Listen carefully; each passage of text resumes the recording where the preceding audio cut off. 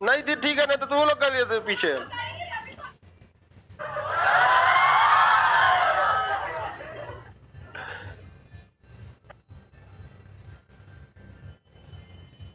चलिए आप लोग का आज पॉलिटी तो खत्म ही हो गया है, आज ये भी खत्म हो जाएगा। इंटरनेशनल रिलेशन का कोई अंत नहीं होता है, ससुरा डेली बनते बिगड़ते। अभी इसको फिनलैंड को मारेगा जो पुतिन है ना, फिनलैंड को मारेगा। अब मारने वाला नहीं है वो, ऐसे ही धमका रहा है उसको। तो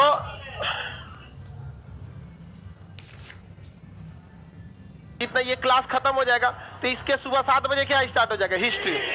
आप अपने भैया भाभी लोग को बताई दिए होंगे। मंगलवार से क्या चालू हो जाएगा, हिस्ट्री। तो हिस्ट्री तो चलेगा अपने जगह पे जैसे चल रहा है। अब रेगुलर क्यूज के लिए, जैसे मिसलेनियस क्यूज के लिए आप लोग के लिए एक बैच आ जाएगा, जल्दी बैठिए। जो बहुत है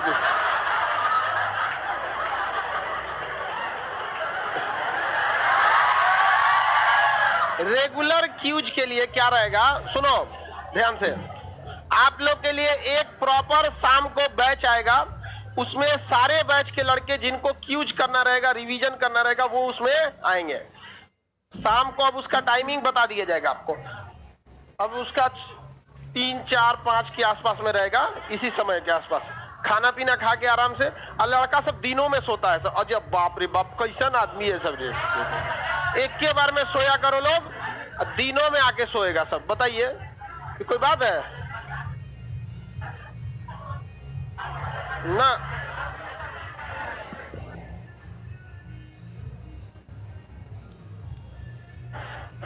ऑनलाइन भी रहेगा भाई, ऑनलाइन वाला अलग थोड़ी है, दोनों तो साथ होता है। ऑनलाइन वाला क्यूज नहीं करते हो लोग, तुम लोग बोला करो जहां भी बैठ के पढ़ रहे हो, भले भैंस के ऊपर बैठ के पढ़ रहे हो, लेकिन बोलो, भैंसियों सुने। बोल बोल के पढ़ना चाहिए। यहाँ पे जितना आता था सब अपने गांव का एकदम खाटी बकलोल था सब। कैसे कैसे उस सबको पीट पाट के आदमी सही किया यहाँ पे। तो आप लोग बोल बोल के पढ़ा कीजिए। क्यूज बैच रहेगा, उसमें हर चीज का क्या रहेगा, क्यूज।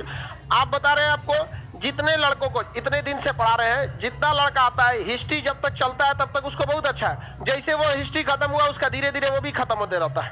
इस वजह से आप लोग को भूलने की दिक्कत नहीं होगी।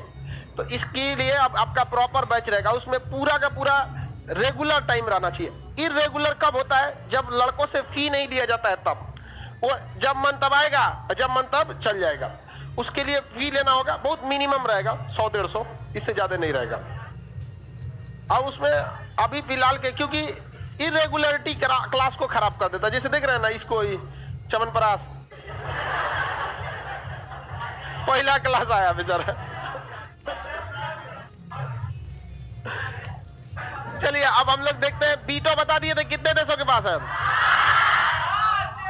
हाँ, नाटो बता दिए थे।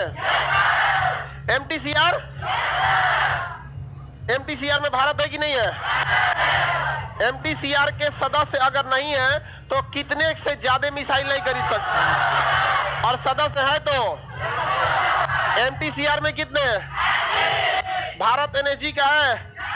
अरे एनएसजी का कहा हम लोग, एनएसजी का सदस्य नहीं। एनएसजी के सदस्य किस चीज का व्यापार करते हैं, किसका, यूरेनियम। नाटो में कितने देश, North Atlantic Treaty Organization, North Atlantic Treaty Organization. पहले इसमें 28 देश थे, अभी कितने हो गए हैं, 29। पहले 29 थे, अभी कितने हो गए, 30। 28 से 29, 29 से कितने हो गए, 30। कितने देश अभी सबसे नवीनतम सदस्य उत्तरी, पहले मैसिडोनिया नाम था, अभी क्या हो गया, उत्तरी मैसिडोनिया। इसे जो नामवा चेंज करते रहता है, जब तक मैसिडोनिया था, सिकंदर कहाँ का रहने वाला था, मैसिडोनिया। नाटो के 30 देशों का नियम है कि अगर इनमें से किसी एक को मारे तो बाकी सब मिलके मारेगा। ये इन सबों का प्लान है कि पूरी दुनिया पे ये राज करेगा सब, वरना क्या जरूरत है आपको अपनी सेना की गुटबाजी करने की। समझ में आ गया कि नहीं आएगा। इसीलिए अटल बिहारी वाजपेयी ने कहा था कि हमें परमाणु बम की बहुत ही ज्यादा जरूरत है। अगर ज्यादा तांडव करेंगे लोग तो मार देंगे लोग, अगर भारत नहीं तो कोई नहीं। इस पृथ्वी पर भारत का रहना जरूरी है। समझ में आ गया कि नहीं आ गया। और उसी के लिए क्या है, परमाणु बम। इस पृथ्वी के लिए सबसे बड़ा खतरा बनेगा पाकिस्तान की अर्थव्यवस्था। जिस दिन पाकिस्तान की अर्थव्यवस्था गिर गई, वहां पे सिविल वार जैसा कंडीशन आ जाएगा। जैसे अफगानिस्तान में क्या हो गया है, सिविल वार। और जैसे सिविल वार का मतलब बाहरी नहीं, अंदर के लोग लड़ लेते हैं तो उसे क्या कहा जाता है, सिविल वार। तो जैसे पाकिस्तान में सिविल वार होगा, तो किसी परमाणु संपन्न देश में अगर सिविल वार होता है तो ये बहुत खराब स्थिति होती है, तो उसके लिए बहुत दिक्कत हो जाएगा। तो नाटो वाला मिलजुल के मार के खत्म करेगा सब उसको। इसके बाद कौन सा था, यूरोपीय यूनियन। देखिए ईयू जो है ना, यूरोपीय यूनियन, यूरोप काफी संपन्न देश है, वहां के लोग पढ़े लिखे बहुत ज्यादा है और कई चीजें और भी उन लोग के साथ दे देता है। एक सबका सब अंग्रेज टाइप का है सब, तो क्लाइमेट सबका क्या है, सेम। सब सीबीएसई बोर्ड का है, ए टू जेड, सब गोर गोर छीलल मुर्गा टाइप का है सब। तो यूरोप वालों के साथ कई चीजें क्या हो जाती है, कॉमन हो जाती है। इसलिए यूरोप वालों को मिलना थोड़ा सा इजी हो जाता है। इसलिए यूरोप वाले अपना एक क्या बनाए है, यूनियन बना है, यूरोपीय यूनियन। क्या बना है, यूरोपीय यूनियन। ये यूरोपीय यूनियन की स्थापना किस वर्ष हुई थी, 1993। 1993 में यूरोपीय यूनियन की क्या हो गई, स्थापना हो गई। यूरोपीय यूनियन में वर्तमान में कितने देश हैं, पहले 29 थे, अभी कितने हो गए, 28। पहले 29 थे, अभी कितने हो गए, 28। अभी देश कितने हो गए, 28। यूरोपीय यूनियन में कितने देश हो गए, 28। ब्रिटेन यूरोपीय यूनियन से क्या हो गया, अलग हो गया। यूरोपीय यूनियन से काफी फायदा ये होता है कि जिस तरह से भारत के आप किसी राज्य से दूसरे राज्य में व्यापार कर सकते हैं ना, उसी तरह ये देश को समझिए। अभी भारत में 28 राज्य है ना, भारत में कितने राज्य है, 28। उसी तरह यूरोपीय यूनियन में कितने देश है, 28। जिस तरह हमें एक देश से दूसरे, एक राज्य से दूसरे राज्य में जाने में कोई दिक्कत नहीं होता है, आप कहीं भी राज्य से आके पढ़ रहे होंगे, उसी तरह ये इतने पढ़े लिखे हैं कि अपने देश को एक राज्य की तरह ट्रीट करते हैं। आप किसी भी जगह कारखाना लगा के कहीं पे भी बेच सकते हैं। इतना पढ़े लिखे हैं, इतना ज्यादा डेवलप है ये 28 देश। पहले इसमें कितने आते थे, 29। अभी यूरोपीय यूनियन में 28। क्या कभी ऐसा एशिया में पॉसिबल हो सकता है, पॉसिबल ही नहीं होगा। कई रीजन है, एक क्लाइमेट चेंज, माहौल change, language change, religion change, अलग अलग धर्म भी बहुत मायने रखता है किसी चीज को कनेक्ट करने में, समझ में कि नहीं क्या। इसमें ज्यादातर का सब क्या है, अंग्रेज है, सब पढ़े लिखे हैं, जनसंख्या सबका कम है, सब क्रिश्चियंस कंट्री है, सब के सब डेवलप है, सब के सब जितने देखिएगा तो वो हथियारों के सौदागर है, आपस में लड़ाई लड़ते नहीं है, नाटो के सदस्य है, तो इनको आपस में जोड़ने का काफी हेल्प हो जाता है। तो इससे भारत भी बहुत फायदा उठाता था। पहले ब्रिटेन किसका हिस्सा था, यूरोपीय यूनियन। तो भारत की कंपनी सारा कारखाना कहां लगाती थी, ब्रिटेन। अब पहले यूरोपीय यूनियन में था तो कहीं कारखाना लगाइए, कहीं बेचिए, कोई दिक्कत ही नहीं था। सजुरा ब्रिटेन में क्या हो गया, अलग हो गया, अब हो गया दिक्कत। अब भारत को फिर से यूरोपीय यूनियन, अगर टैक्स बचाना है, सामानों को सस्ता करना है, तो फिर से यूरोपीय यूनियन के बचे हुए 28 देशों में से किसी ऐसे देश में कारखाने डालने होंगे जो फिर आगे जाके न टूटे। ना तो ऐसा न टूटे फिर वो में डाले तो फिर क्या हो जाएगा, टूट जाएगा। कितना सिंपल है। अब आप बताइए, अगर आप भारत के किसी 28 राज्य में कारखाने डाल देते हैं तो आप कहीं पे भी बेच सकते हैं, लेकिन अगर कोई कारखाना आप नेपाल में डाल दिए, दिक्कत हो जाएगा कि नहीं हो जाएगा, मार पूरा तामझाम हो जाएगा। तो भारत भी पहले यही सोचा था, भारत की कंपनियों ने भी सारा कारखाना कहां डाला था, ब्रिटेन में। कहां डाला था, ब्रिटेन में डाला था। लेकिन ब्रिटेन से ब्रेक्जिट हो गया। ब्रिटेन क्या हो गया, एग्जिट, उसी को कहते हैं ब्रेक्जिट। अब भाई भारत को दिक्कत हुआ कि नहीं हुआ, ब्रिटेन को अलग होने से भारत को काफी ज्यादा दिक्कत हुआ, क्योंकि अब ब्रिटेन का सामान यूरोपीय यूनियन में जाएगा तो क्या लेना पड़ेगा, टैक्स। तो भारत भी सोच रहा है, कई कंपनियां जो है भारत की, अब वो जर्मनी में क्या हो रही है, शिफ्ट हो रही है। इसलिए देखिएगा भारत की बहुत बड़ी बड़ी कंपनी जो है वो रूस के खिलाफ गई है, जिसमें टाटा भी शामिल है, स्टील भी बिजनेस है। रीजन क्या है कि उन लोगों को दिख रहा है इतना बड़ा मार्केट, और वो चाह रही है जर्मनी में अपने कारखाने को डाला जाए, क्योंकि अगर वो जर्मनी में डाल दी तो ऑटोमेटिक किसका हिस्सा हो जाएगी, ईयू का, यूरोपीय यूनियन। फिर उनको हर जगह टैक्स नहीं देना पड़ेगा, किसी एक जगह पे दे दिया। और जर्मनी काफी स्टेबल, लेकिन जर्मनी का 36 से आंकड़ा किसका है, रूस। अतः भारतीय कंपनियां जहां रूस से मोहब्बत दिखाएंगी तो इधर क्या हो जाएगा, गड़बड़ा जाएगा यहाँ पर। इसलिए ज्यादातर भारतीय कंपनियां किधर शिफ्ट हो रही है, जर्मनी के साइड में। लेकिन अभी भी भारतीय कंपनियों के पास चांसेज है, जो दवाइयां कंपनी है या जो ग्रोसरी की आइटम है, वो अभी भी धड़ल्ले से कहां बेच सकते हैं, रूस में बेच सकते हैं। अब इसमें पतंजलि को कहना चाहिए अपना सामान एक स्टोर खोल दीजिए, कहां पर, रूस में। क्राइसिस है वहां, सामान दाल चावल सब चीज तो बेचेबे करता है उनका, आराम से इस टाइप का खोल सकते हैं। दवाइयां भारत से ज्यादा सस्ती पूरी दुनिया में कहीं नहीं बिकती है। आप सब लोग को कोई ना कोई दवा का नाम पता ही होगा, देखते हैं कि नहीं। तो भारत में पूरी दुनिया में सबसे ज्यादा दवाइयां कहां बनती है, बाहर। खुद सोचिए ना, ब्रिटेन की जो कंपनी है एस्ट्राजेनिका और ऑक्सफोर्ड, इन्होंने मिलकर वैक्सीन बनाया।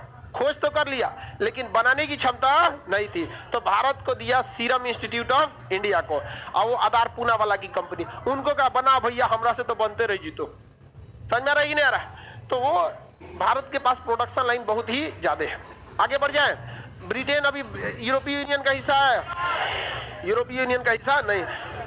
हाँ, रूस नहीं है, रूस नहीं है यूरोपीय यूनियन में, रूस नहीं है। ये लोग रूस को साइड करेंगे, ये लोग रूस को साइड करेंगे, चाइना को साइड करेंगे। रूस और चाइना को जब साइड कर देंगे तो उत्तरी कोरिया को साइड करेंगे, और जब साइड हो जाएंगे सब तो ये धीरे धीरे धीरे धीरे किसी भी जगह के कल्चर को कब्जा लेते हैं।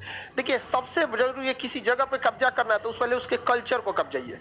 समझ में आ गया कि नहीं आएगा? अब ये कल्चर को कैसे कब्जाते हैं, आएंगे पहले पैंट शर्ट पहनाएंगे, फिर हाफ पैंट पहनाएंगे, फिर धीरे धीरे हाफ घुटना से ऊपर पहनाएंगे, फिर धीरे धीरे उघारे घुमवा देंगे सब यहाँ पे। ये कल्चर है, भारत का कल्चर थोड़ी है।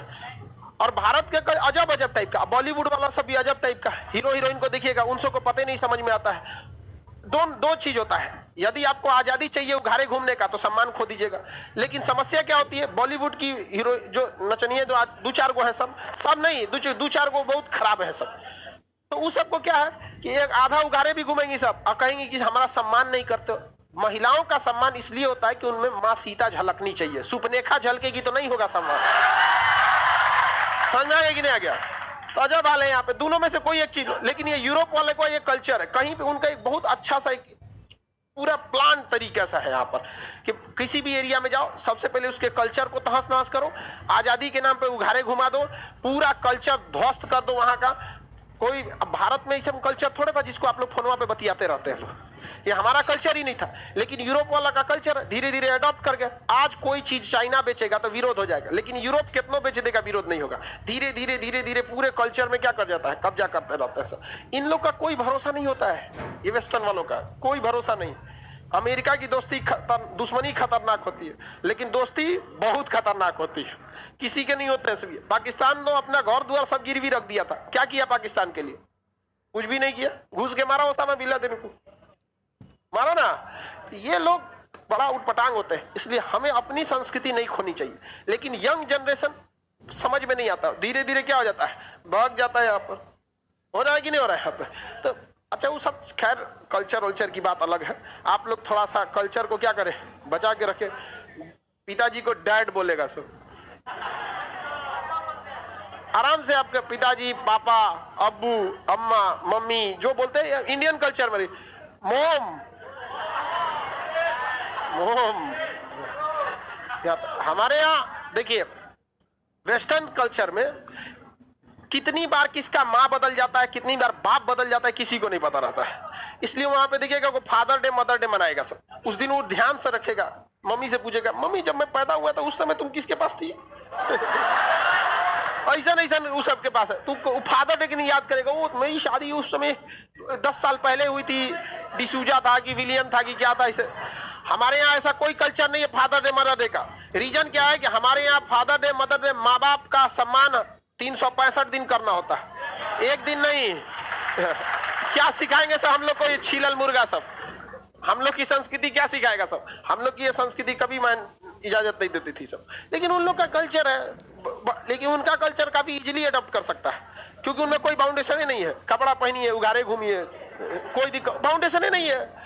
जहां बाउंडेशन होती है वहां ना दिक्कत होता है, कोई दिक्कत नहीं है। कोनो बाप कोनों को लेके घूम रहा है अमेरिका में, वो कोनों को लेके घूम रहा है, वो कोनों को लेके घूम रहा है, अजब टाइप का कल्चर है यहाँ पर।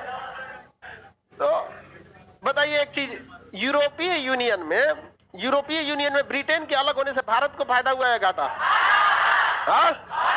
अभी जर्मनी में हम लोग को लगाना चाहिए कि नहीं? जर्मनी काफी यूरोपीय यूनियन को लेकर स्टेबल रहता है, जर्मनी और फ्रांस काफी क्या रहते हैं, स्टेबल, लेकिन ये दोनों में जमता नहीं है। जर्मनी और फ्रांस दोनों में जमता नहीं है, तो भारत सरकार ने ज्यादा फोकस किया किधर, जर्मनी की ओर, क्योंकि फ्रांस का ज्यादातर बिजनेस जो है वो हथियार है, तो हम हथियार किससे खरीद लेंगे, फ्रांस से। तो फ्रांस भी चुपचाप रहेगा, यार ग्राहक अपना है, राफेल ओपेल खरीदता है, मत लड़ो। और जर्मनी से हम लोग कंपनी डाल देंगे, क्योंकि जर्मनी से हम लोग हथियार खरीद नहीं सकते हैं, उसकी खुद की सुरक्षा कौन करता है, अमेरिका करता है। जर्मनी की खुद की सुरक्षा कौन करता है, अमेरिका करता है। अब देखिए यहां ध्यान से, ये यूरोपीय यूनियन वाले कितने समझदार हैं और कितने डेवलप है। इन्होंने अपनी एक कॉमन नोट चलाए हैं, कॉमन मुद्रा, जिसे कहते हैं यूरो। क्या कहते हैं? यूरो। सोच सकते हैं क्या कभी एशिया में ऐसा पॉसिबल होगा कि ऐसे सबकी मुद्रा क्या हो? सेम, सबका टैक्सेशन सेम, बॉर्डर का कोई डिस्प्यूट नहीं, कहीं से व्यापार कहीं कर लीजिए। सोचिए कितना खुशहाल हो जाएगा एशिया। और इन सबको पता है कि इन्हें टक्कर कोई दे सकता है तो एशिया ही दे सकता है। इसलिए जिस पाकिस्तान को आप हम लोग सरदर्द समझते हैं, ये चोट्टे उसके जन्मदाता हैं। यूरोप, अफगानिस्तान आज भारत का हिस्सा रहता तो कभी तालिबान नहीं पनप पाता। पाकिस्तान अगर भारत का हिस्सा रहता तो कभी वहां इसे आतंकवादी खुला में नहीं घूम सकते थे, कब का कटा गए रहते सब वहां पर। नहीं समझ में आया? म्यांमार आज भारत का हिस्सा रहता, कभी रोहिंग्या जैसी समस्या ही नहीं उत्पन्न हो सकती। तो हम लोग तो म्यांमार से अफगानिस्तान तक शुरू होते थे। बर्बाद तो किया सब, ये सब केवल किस लिए? हथियार बेचने के लिए। इनके प्रति कभी वफादारी ज्यादा रखिएगा ना, बहुत दिक्कत हो जाएगा आपका। ये बहुत खतरनाक होते हैं सब, 100 साल आगे का सोच के बैठते हैं। जिन लोगों ने जलियांवाला बाग हत्याकांड करा दिया, आपको क्या लगता है भारत के लिए सोचेंगे? मजबूरी है उनकी मजबूरी है, वरना ये कब का फेंक देते सब हम लोग को। मजबूरी है कि तुम घुटने टेको भारत माँ के सामने। वो दिन चला गया हम, और आने वाले 30 से 40 साल में। लेकिन जानते हैं सबसे बड़ी समस्या क्या है? उनको डर लगता है हमारे यूथ से। यूथ जनरेशन अगर ऑनलाइन कब्जा कर लिया ना, तो ये पूरे बेरोजगार हो जाएंगे सब। भारत में स्किल्ड नाम का चीज नहीं है। एक होती है फ्रीलांसिंग, बाहर की कंपनियां अपने छोटे मोटे काम दूसरे से करा लेती है। जैसे किसी कंपनी को अपना ऑफिस बनाना है, अमेरिका की कंपनी को क्या बनाना है? ऑफिस का एरिया सपोज कर लीजिए 300 फीट चौड़ा है, 100 फीट चौड़ा ये है। अब इसमें ऑफिस में मैनेजर रूम कहाँ रहेगा, HR रूम कहाँ रहेगा, क्या क्या रहेगा। अब ये अगर कंपनी अमेरिका में नक्शा बनाती है तो सोच कम से कम ओकरा लेगा 5 लाख। अब वो क्या करेगा? ऑनलाइन किसी भारत वाले को दे देगा, तो नक्शा बना दियो, 20,000 में बना देगा। अब बताओ वो कंपनी 5 लाख में नक्शा बनाएगी कि 20,000 में? और नक्शा जो बनाएगा उसको कहीं नहीं जाना है, घर में बैठेगा लैपटॉप लेके, वर्क फ्रॉम होम, खटाखट ऑटो कैड खोला, नक्शा उक्सा डिजाइन बनाया, 5 गो नक्शा दिया, कोई एगो सेलेक्ट हुआ। जो सेलेक्ट हुआ उसमें कुछ सुधार करना है तो ऑनलाइन मैसेज कर देगा, कॉल कर देगा, इसमें ये ऑफिस रूम थोड़ा इधर कर दीजिए, ये कर दिए, हो गया काम खत्म। उधर से वो पैसा भेजेगा भारत सरकार के स्विफ्ट कोड के थ्रू उसके अकाउंट में आ जाएगा। आई नक्शा उधर भेज दिया, काम खत्म, उधर वाले बेरोजगार हो जाएंगे। हमारे देश में जो जनसंख्या चिल्लाते हैं ना, ये नेताएं अपनी कमजोरी छुपाने के लिए चिल्लाते हैं। क्योंकि भारत की जनसंख्या ग्रोथ रेट है 2.9 और 2.5 बहुत अच्छा माना जाता है। समझ में क्या? क्योंकि जनसंख्या बहुत ज्यादा कम हो जाने से ना 30 साल बाद बहुत ज्यादा खामियाजा भुगतना पड़ता है। जैसे चाइना में यूथ है खत्म हो गए, तो जो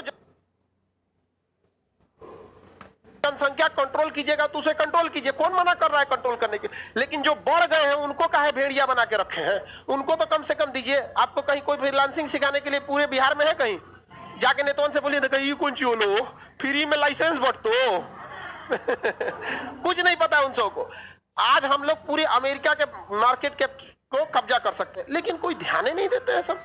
तो हम क्या करेंगे इस पे? कितना समझाएगा आदमी? और यही डर किन सबको है? यूरोप वालों को, कि जिस दिन ये भारत का यूथ समझ गया कि इनका पावर क्या है, वो दूधू को नौकरी करेगा, एक अपन करिए लेगा और रात में 4 घंटा लैपटॉप लेके वर्क फ्रॉम होम कोनो काम करना है, काम करा सकता है। यहाँ पर आपको बिलीव नहीं होगा, अमेरिका में आप कहीं भी फोन लगाइए, वो फोन इंडिया में आता है। कस्टमर केयर को फोन लगाइएगा ना, हमारा मोबाइल खराब हो गया रे, अमेरिका में बोलेगा, वो CBSE बोर्ड में बोलेगा my mobile is not working, तो इधर बोलेगा how can I help you. सारा फोन कहाँ उठता है? इंडिया में। इस तरह से कब्जा किया जा रहा है भारत में। लेकिन यूथ को उतना हम लोग ना ट्रेंड नहीं कर पा रहे, जिस वजह से हम लोग की इकोनॉमी भी क्या हो रही, गिर रही। और ये लोग क्या कर रखे हैं, यूरोप वाले अपना पूरा बॉर्डर खोल रखे हैं। कहीं भी जाके आप क्या कर सकते हैं, सीख सकते हैं। कहीं पे भी क्या कर सकते हैं, सीख सकते हैं। और इन लोगों की एक कॉमन मुद्रा है, क्या नाम है, यूरो। यूरो कितने देशों ने अपनाया, 19 देश। कितने देशों ने, 19। यूरोपीय यूनियन याद रहेगा, किसी को कोई दिक्कत?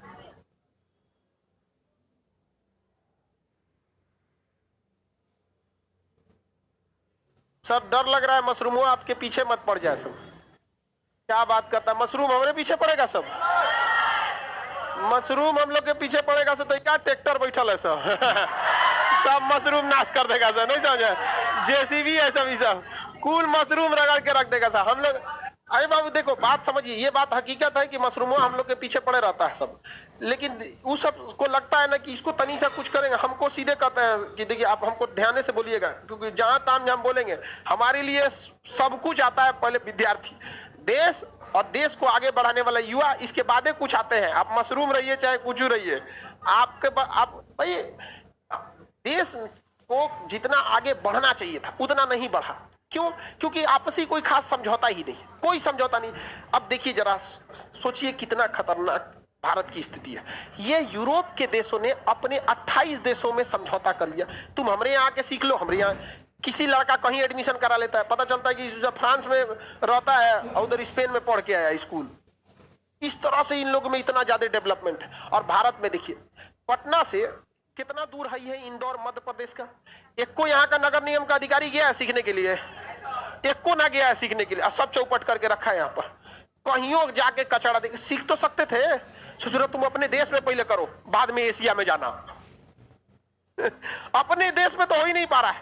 कभी हो पा रहा है जी हमारे यहाँ? कुछ नहीं हो सकता है यहाँ पर, तो दुनिया को जाएंगे लोग यहाँ पर। यूरोपीय यूनियन में किसी को दिक्कत तो बताया जाए। यूरोपीय यूनियन की स्थापना 1993। यूरोपीय यूनियन में कितने देश? कौन अलग हुआ था? ब्रिटेन। यूरो मुद्रा कितने देशों की? कितने देशों की? 19 देशों की। समझ आ गए? यूरो मुद्रा। यूरो काफी महंगा है, डॉलर से महंगा है। अभी करंट रेट देखेंगे एक यूरो का तो 90-93 के आस, तो वही 90 के ऊपर रहता है। और डॉलर कितना रहता है? 76। तो वो एक डॉलर अगर देखेंगे तो ये 75-76 के आसपास ये ऑन एन एवरेज रहता है। और अगर एक यूरो की बात करेंगे,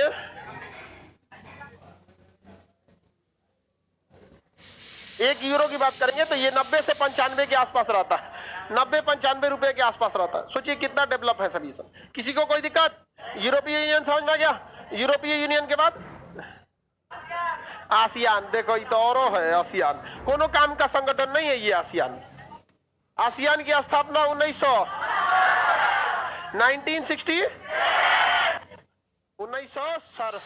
1960। कितने देश आसियान में? आसियान में कितने देश? 10 देश आते हैं। आइए 10 देश, कितने देश?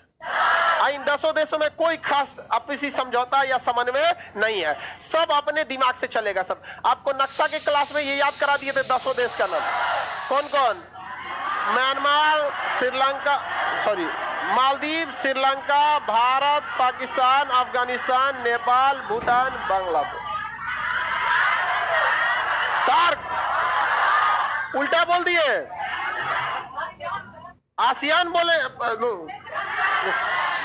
हम सार्क बोल दिए। हम सार्क बता रहे थे, हम आसियान बोल दिए गलती से। सार्क देखिए, पहले सार्क देख लेते हैं फिर इधर चलेंगे। सार्क में कितने देश? 10, 8 देश। कौन कौन?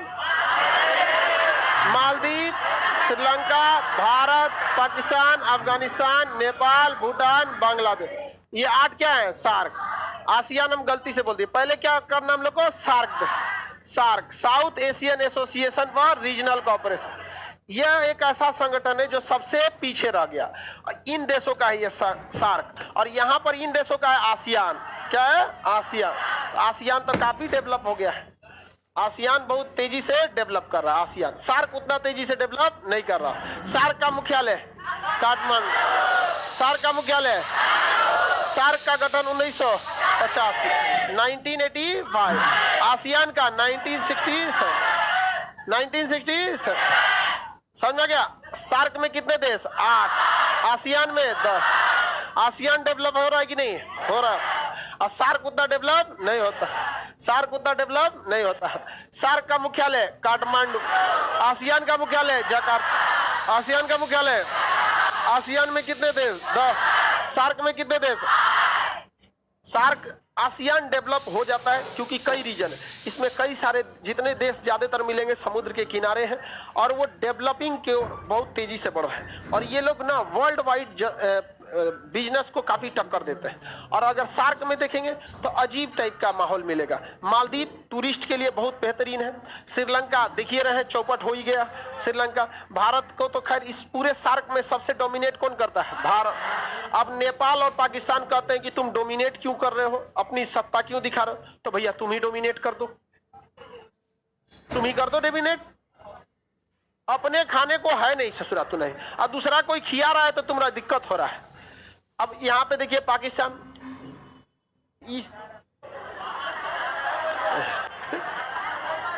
हमको ये समझ में नहीं आता है कि हम ही से टूट के इतना ये गिर कैसे गया। पाकिस्तान को आप जो देख रहे हैं ना, इसकी सबसे बड़ी गलती हुई थी 1947 में जब ये आजाद हुआ, तो इसे तुरंत सरकार बनते तुरंत संविधान बनाना चाहिए। इसे संविधान बनते बनते 10 साल लग गया, 1957 आ गया। कोई देश भी जस्ट आजाद हुआ हो, अब बिना संविधान के 10 साल जी जाएगा, क्या हाल होगा सोच सकते हैं। इसकी बुनियाद में ही खराबी होगी। जैसे संविधान अभी बन ही रहा था, आप खुद सोचिए हमारे संविधान को आप 1 साल के लिए हटाइए, देखिए नेतवा कैसे रद्द कर देगा सब। आरबीआई अपने नाम लिखवा लेगा सब लिखवा लेगा तो रजिस्ट्री करा के आरबीआई हमारो किलो, कोनो कहेगा उठेगा एसबीआई हमके दे दो, कोई पीएनबी हमरा दे दो रे, यहाँ पे कुल नेतवा दौड़ जाएगा, सब जितना मशरूम है सब दौड़ जाएगा सब। कोनो कहेगा संसद हम रख ले तो मैरिज हॉल खुलतो है, में भाड़ा पे चलतो, समझ में गया, राष्ट्रपति भवन कब जालेगा। सोचिए 1 साल, आप अभी हम लोग इतने सभ्य हो चुके हैं, आजादी का 75 साल हो चुका है, इतने सभ्य हो चुके हैं, हम लोग 5G के जमाने में आ गए।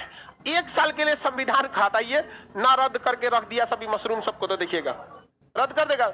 सोचिए जब ना 5G था, ना मोबाइल था, ना उतना लोग सभ्य था 1947 में, और उस समय वह देश बिना संविधान के कितने दिन चला था, 10 साल। सारा रद्द कर दिया। वहां 2 लोगों ने पूरी तरह से कब्जा कर लिया, एक सेना ने, दूसरा धार्मिक ने। धार्मिक लोगों ने, धार्मिक लोग जब ज्यादा आएंगे ना, तो ज्यादा यही आपको चौपट कर देगा। आपके बातों से, आपके पहनावे से, आपके रहन सहन से, आपके घर द्वार से कभी आपका धर्म नहीं झलकना चाहिए। झलक गया तो दिक्कत होता है आपको आप पहनिए जो इस टाइप का पहनना, ये वो धार्मिक लोग जो पूरी तरह, कोई साधु संत,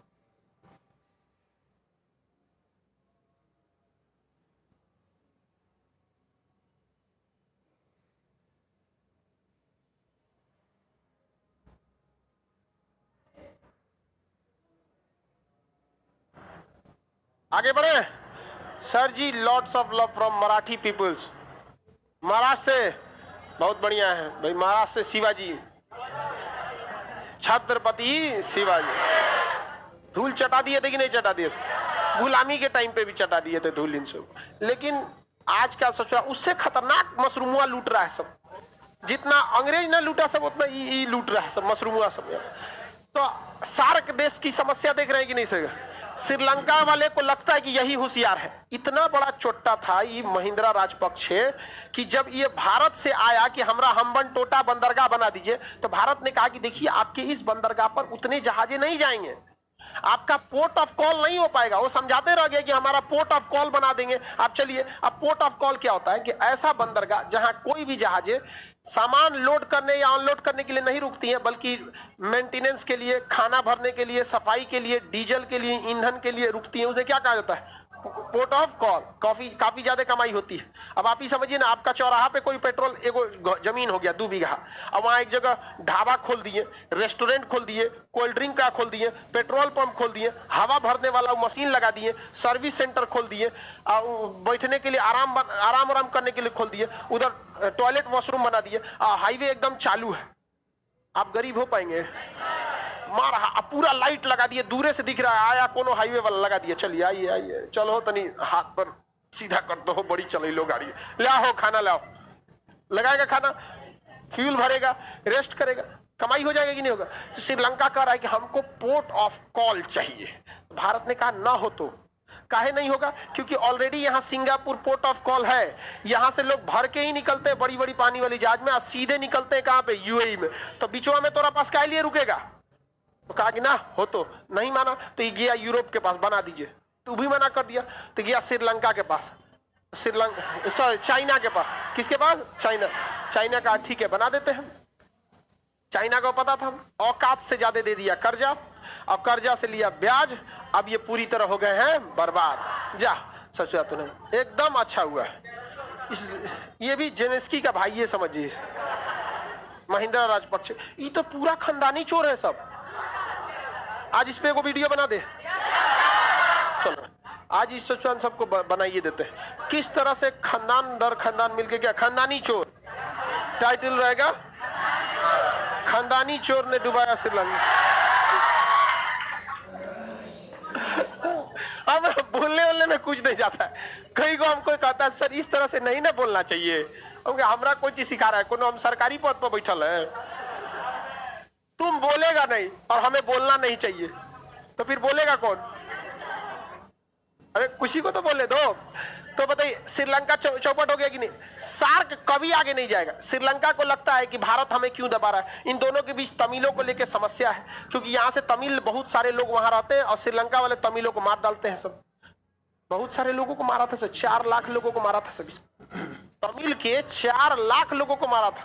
LTTE लिट्टे, LTTE लिट्टे से मारा था, पूरा रद्द कर दिया था। तो यहाँ पे डिस्प्यूट है। पाकिस्तान और इंडिया में देख ही रहे, इन चोटों का कुछ कहना ही नहीं है, शांति करा रहा था मार में।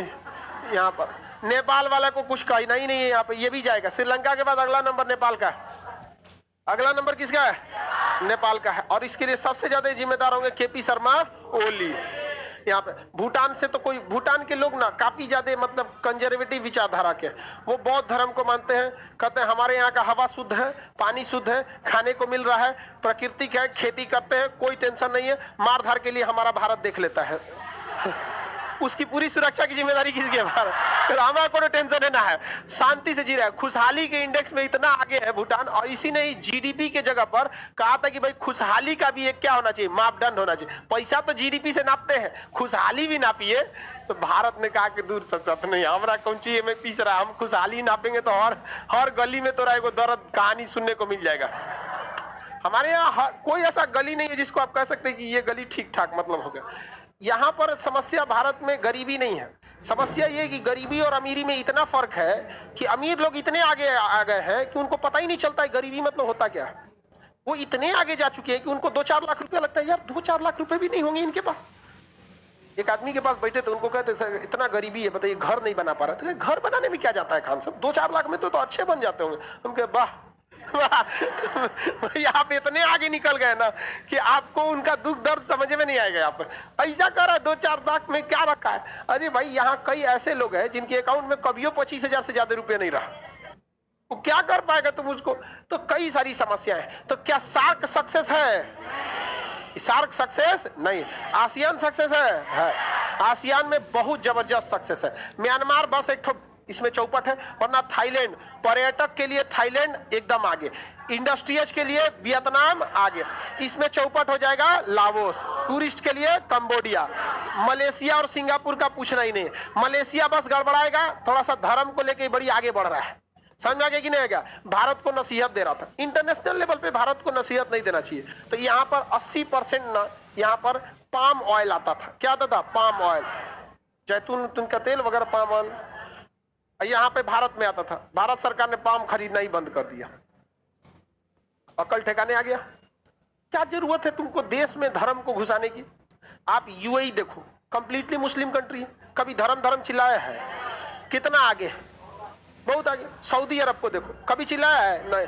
वहां जाके पाकिस्तान चिल्लाइबो करता है तो धोप देता है, तू हुआ लाहौर में बैठ के चिल्लाइयो, वैसे शांति से बैठिए। आप आया है आप शांति से, तुम चंदा मांग के जो चलिए भाग यहाँ भगा देता है सऊदी अरब में।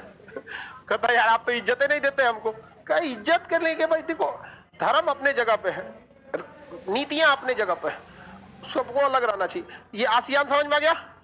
ये कौन हो गया? सार्क। अगला संगठन इब्सा। इब्सा ना, इब्सा डेवलप करके क्या बन गया? सार्क, ब्रिक्स बन गया। इब्सा है, IBSA India, Brazil, south Africa, इसे क्या कहा जाता है? IBSA. India, Brazil, south Africa, क्या हो गया? इब्सा। इसमें हो गया इंडिया, ये हो गया ब्राजील और ये हो गया south Africa. India, Brazil, south, इनका अपना संगठन क्या कहलाता है? इब्सा। क्या कहलाता है? IBSA. India, Brazil, south Africa क्या कहलाता है? इब्सा। इन देशों के पास सबसे ज्यादा मेन पावर है, प्रोडक्शन क्षमता है, सब कुछ है, लेकिन इन देशों के पास एक ही चीज नहीं है। क्या चीज? हाँ देखिए, बीटो नहीं है। Very good. वीटो पावर नहीं है, और कुछ खोजिए। सैन्य शक्ति उतना तगड़ा नहीं। हम लोग आज भी आयात पर निर्भर करते हैं। अपाची हेलीकॉप्टर अमेरिका से, चिनूक अमेरिका से, C-17 हरकुलियस अमेरिका से, राफेल फ्रांस से, सुखोई रूस से, जगुआर ब्रिटेन से, मिराज जहाज फ्रांस से, राफेल फ्रांस से, S-400 रूस से। तो हम लोग आज भी अपने पे डिपेंडेंट तो है नहीं। तो इन लोगों ने दिमाग लगाया, कहा कि थोड़ा और बड़ा संगठन बनाते हैं ताकि हम लोग ना ये वेस्टर्न कंट्री को चैलेंज कर सके, क्योंकि यूरोपीय यूनियन, नाटो, इनको छोड़िएगा ना तो ये बहुत खतरनाक है सब। आपको समझ में नहीं आता, ये प्यार से निपटाते हैं। आपको पता है पूर्वोत्तर राज्यों में क्रिश्चियनिटी मेन रिलीजन हो गया, और कब हिंदू धर्म वहां माइनॉरिटी में गया, कब क्रिश्चियन आगे आ गए, किसी को पता ही नहीं चला। इनका चीज काफी एकदम स्मूथली चलता है, समझ में आ गया कि नहीं।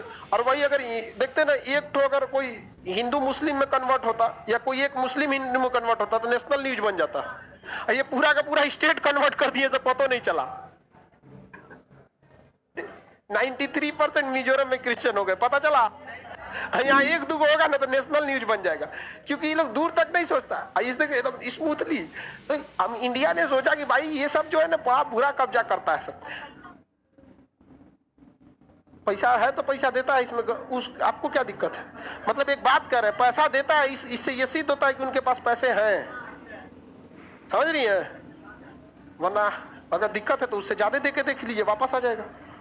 अगर आपको ये लगता है कि नहीं कोई पैसे से कन्वर्ट हुआ है तो पैसा ज्यादा दीजिए, वापस आ सकता है। उनके पास है इतना तो वो देते हैं।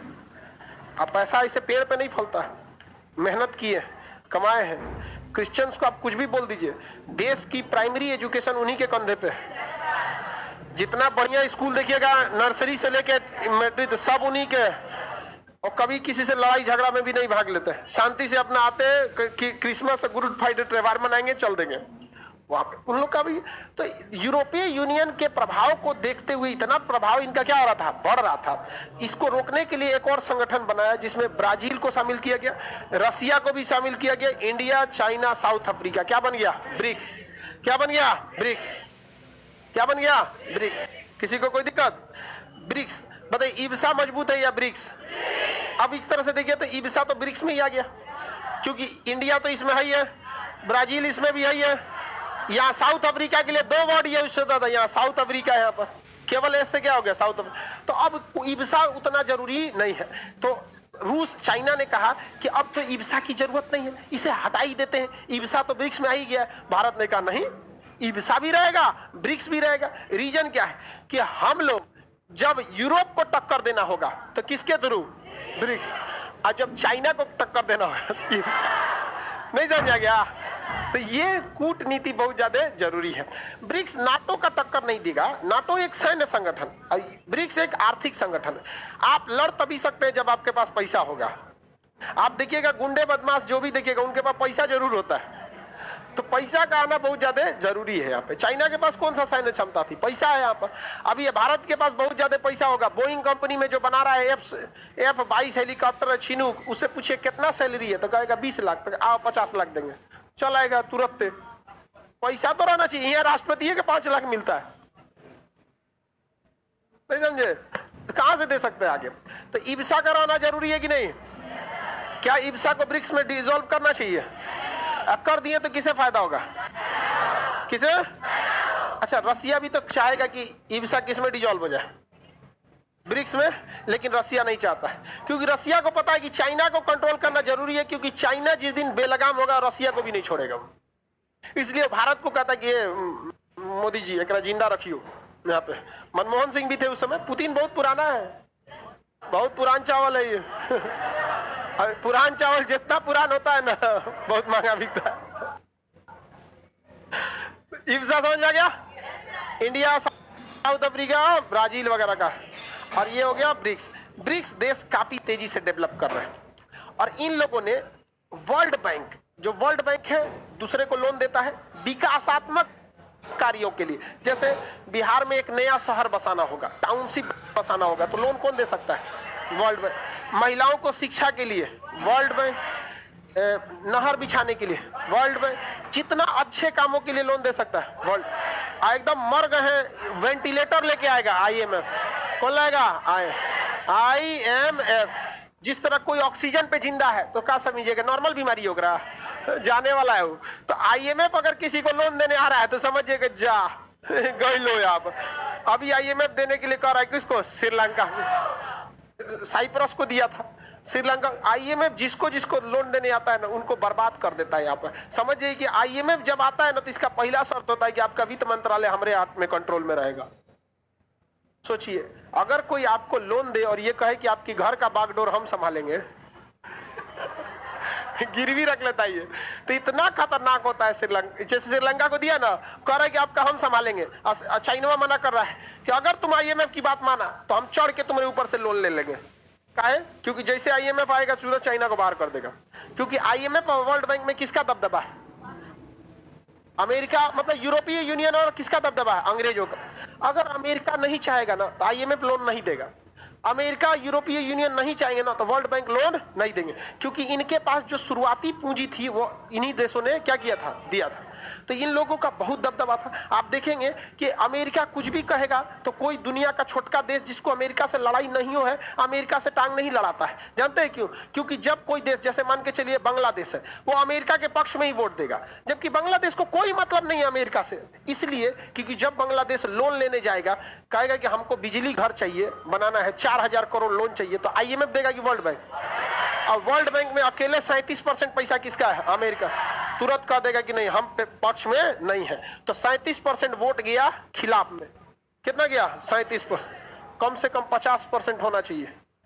और उधर से ब्रिटेन, अमेरिका का, जापान 14% दिया है, कह देगा कि हम खिलाफ है। कितना हो गया? 51%। हो गया, काम खत्म।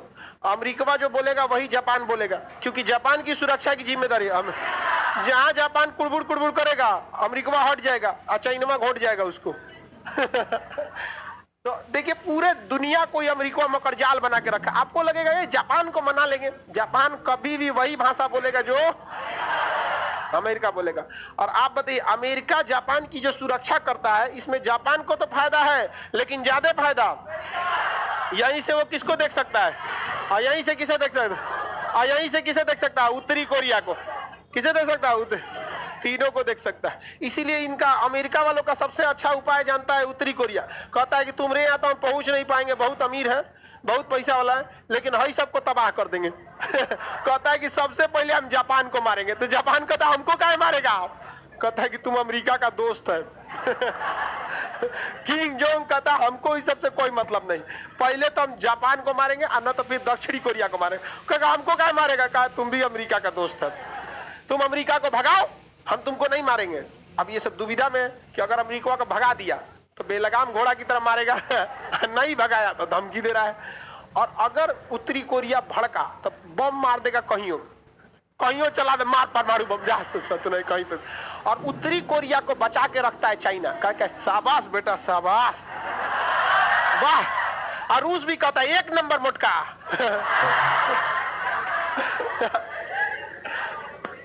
King Jong. तो इंटरनेशनल रिलेशन में इंटरनेशनल रिलेशन का सबसे बड़ा गुनाह जानते हैं क्या है? बेगुनाह होना ही सबसे बड़ा गुनाह है इंटरनेशनल रिलेशन में। आपको गुनहगार बनना पड़ेगा, समझ में आ गया कि नहीं? सांपों के बीच में सबसे जहरीला सांप ही जिंदा रह सकता है। या तो सबसे जहरीला बनिए या तो फिर नेवला बनिए, समझ में आ गया कि नहीं? तो भारत की संस्कृति तो सांप हो नहीं सकती है, तो भारत बन गया है नेवला। अब अमेरिका धमकाता है किसको? भारत को। तो भारत के प्रधानमंत्री उठ के चल जाते हैं कहाँ? रूस। पुतिन के पास क्या हाल है, एक दो नाश्ता करते फोटो आएगा तो अमेरिका थान दो जगह।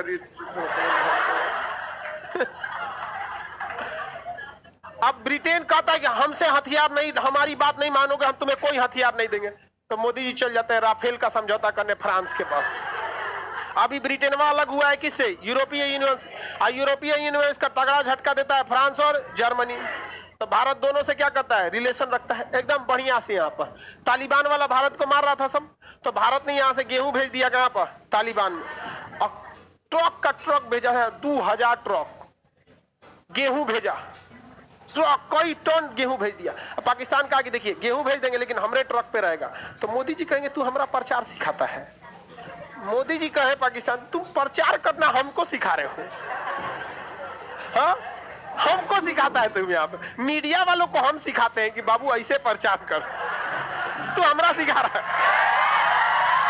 मोदी जी कहे कि देख, अगर ट्रक तुम यहां जाएगा खाली करके, तुम्हारे ट्रक पे जाएगा, तुम्हारे ट्रक के नंबर पे लिखा रहेगा पाकिस्तान, झंडा रहेगा पाकिस्तान का, और उतरेगा तो वहां के लोग, अफगानिस्तान के लोग आज यो 5G चलाना नहीं जानते, उनको लगेगा पाकिस्तान ने मदद किया।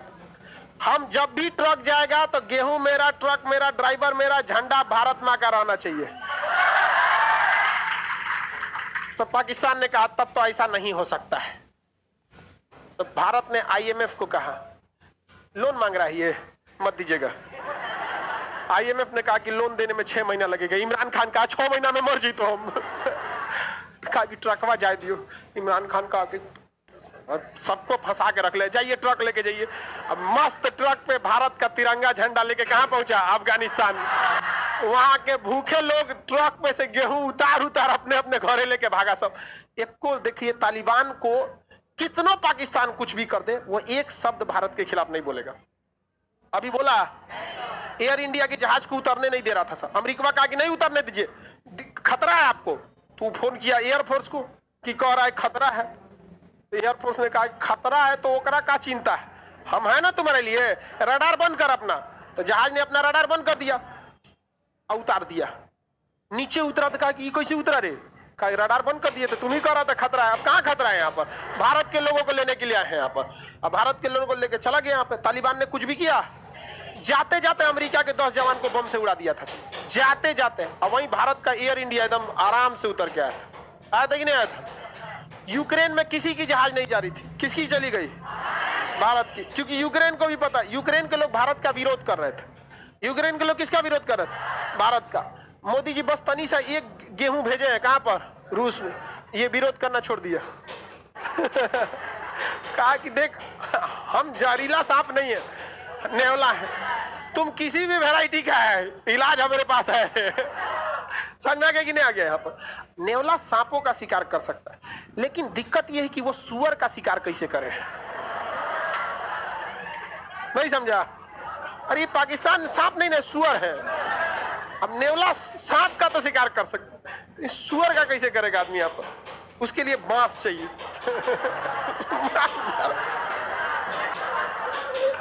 अभी बताओ, इंटरनेशनल रिलेशन का कौन सिलेबस है? कब किधर से पढ़ना होगा, कोई सिलेबस नहीं है यहाँ पर। बस इंटरनेशनल रिलेशन का बस एक चीज ध्यान से समझिएगा, पूरा मेन उद्देश्य इंटरनेशनल रिलेशन का यही होता है कि हमसे कोई, मेरे दुश्मन का दुश्मन मेरा दोस्त, बस पूरा रिलेशन इसी पर टिकता है कि हमसे कोई अजुराएगा तो उसके दुश्मन से हम पैसा देके उसको कोचवा देंगे, मर चुटक है यहाँ पर। ऐसे बस पूरा इंटरनेशनल रिलेशन इसे। अमेरिका को रूस से लड़ना होता है तो खुद नहीं लड़ता है, किसी दूसरे से क्या करता है? लड़वा देता है। दोनों में सेम होता है। उत्तरी कोरिया को पूरी मदद कौन करता है? रूस और चाइना। क्यों? अमेरिका के लिए। किसके लिए? अमेरिका। लेकिन पूरी दुनिया परेशान है किससे? IMF और वर्ल्ड बैंक से। IMF और वर्ल्ड, क्योंकि पैसा सबको चाहिए। अकेले जापान और अमेरिका हिला देता है सब, लोन मिलवे नहीं करेगा, मिलेगा? और आपको क्या लगता है जापान को खुश करके अमेरिका को छोड़ देंगे? दोनों को खुश रखना पड़ेगा। तो भारत जो है दोनों को मैनेज करके रखता है। जापान से कहता आइए आपको बुलेट ट्रेन घुमा देते हैं, यहाँ बनाइए, बुलेट ट्रेन बनाइए यहाँ पर। जापान मोदी जी जाते हैं, चाहे मनमोहन सिंह जाते हैं जापान, तो जापान में बौद्ध धर्म के लोग जाते हैं, यहाँ से बोधि वृक्ष लेके चले जाते हैं। वो पत्ती बोध गया के ओरिजिनल बौद्ध मंदिर के पत्ती वगैरह वहां पे खूब इज्जत से देते हैं। वहां के लोग कहते हैं क्या बढ़िया इंसान है लोग यार यहाँ। अब पाकिस्तानिया रहेगा तो पेड़ में कटवा देगा, चौकी बनवा देगा कटवा के, और उसी पे आतंकवादिया बैठेगा सब। अरे भाई, पाकिस्तान में अगर दूसरे धर्मों की इज्जत करता ना, बहुत कमा सकता था। आज उसकी अर्थव्यवस्था चौपट हुई है। वहां जितने गुरुद्वारे हैं और जो मंदिर है, अगर उसको प्रॉपर सिक्योरिटी दे और भारत से लोगों को जाए इस विश्वास पे कि आपको कुछ नहीं होगा, और 10-10 रुपया भी टिकट लेगा ना तो उसकी GDP बढ़ जाएगी। लेकिन कौन जाएगा वहां पे? मार देगा सब, मार डालता है सब, कभी भी किसी को भी। इंटरनेशनल रिलेशन समझ में आ गया? इसको कंट्रोल करना जरूरी है कि नहीं है? अब इसको कंट्रोल करने के लिए ब्रिक्स देशों ने कहा कि हम ही लोग किसको कंट्रोल करेंगे? World bank. किसे करेंगे? वर्ल्ड। इन्होंने अपना बैंक खोला, new development bank. NDB, new development bank. इस न्यू डेवलपमेंट बैंक में सबसे ज्यादा पैसा दिया चाइना ने। किसने पैसा दिया? चाइना। और इतना बड़का चोट्टा है चाइना, कहता है कि देखिए देखिए वर्ल्ड बैंक में क्या सिस्टम है, जो जितना परसेंट पैसा दिया है उसका वोटिंग राइट उतना परसेंट, 40% अकेले हम दिए हैं, हमारा अकेले 40% होना चाहिए। मनमोहन सिंह थे उस समय, कहे कि देखिए हम लोग इस बैंक की स्थापना इसके कमियों को सुधारने के लिए किए हैं, न कि उससे बड़ी कमी को लाने के लिए किए। आप कितना पैसा दीजिए, लेकिन जो वैल्यू रहेगा वोट का सबका बराबर। चाइना परेशान हो गया, कहा ये कैसे होगा? तो साउथ अफ्रीका को मनमोहन सिंह कहे कि अरे तोरे पास कम पैसा है, ब्राजील को कहा तोरे पास कम पैसा है, और इनको कहा तुम्हारे पास भी कम पैसा है, सब लोग एकवट हो जाएंगे। 5 में 4 जना कहेंगे ना वोटिंग राइट से, तो क्या करेगा? जिंगपिंग। तो बाद में समझौता हुआ, ठीक है। सबसे ज्यादा पैसा किसने दिया? चाइना। और उसका वोटिंग राइट कितना है चाइना का? 1। अब भारत का भी 1, रूस का भी, ब्राजील का भी, अफ्रीका का भी। 5 में से अगर कि इस बैंक से लोन किसी देश को चाहिए तो 5 में से 3 रेडी होना चाहिए। 5 में से क्या रेडी होना चाहिए? भारत रेडी तो अफ्रीका भी क्या हो जाता है? रेडी। और अफ्रीका भारत रेडी तो रूस भी क्या हो जाता है? रेडी। भारत ने उसमें पैसा लगाया और उधर में लोन लेना चालू कर दिया यहाँ पर। तो बताइए वर्ल्ड बैंक का टक्कर कौन देगा? NDB। कौन देगा? New development bank, NDB। इसका मुख्यालय कहाँ है? शंघाई। क्या पे? मुख्यालय संघाई। बताइए वोटिंग राइट बराबर करके अच्छा हुआ या नहीं हुआ? हा? और अगर वहां मनमोहन सिंह थोड़ा भी ढीला पड़े रहते तब दिक्कत होता। मनमोहन सिंह काफी पढ़े लिखे व्यक्ति थे, और हमारे विदेश मंत्री S जयशंकर साहब वर्तमान में वो भी बहुत पढ़े लिखे हैं। बोलिए।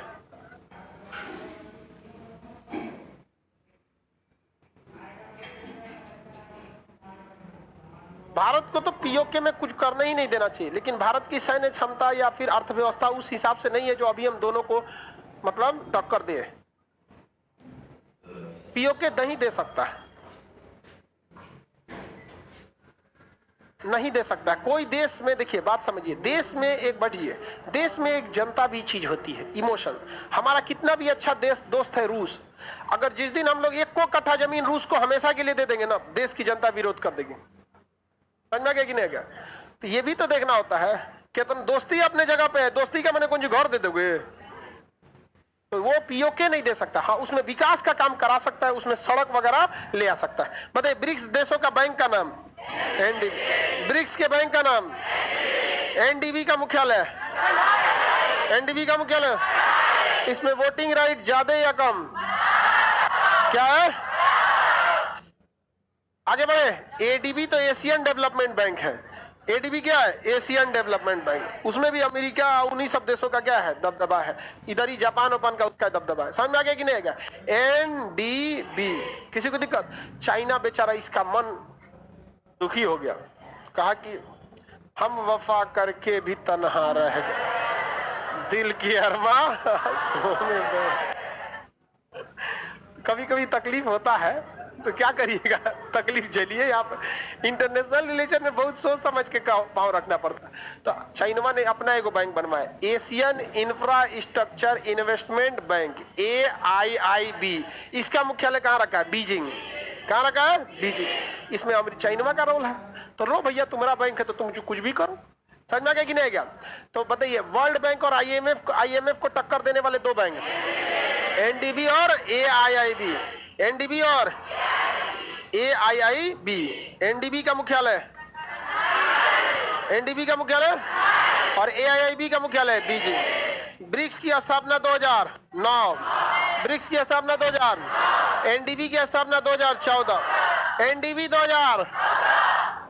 2014 कहाँ में? 14 में। कोलकाता से पहले महाराष्ट्र में आएगा।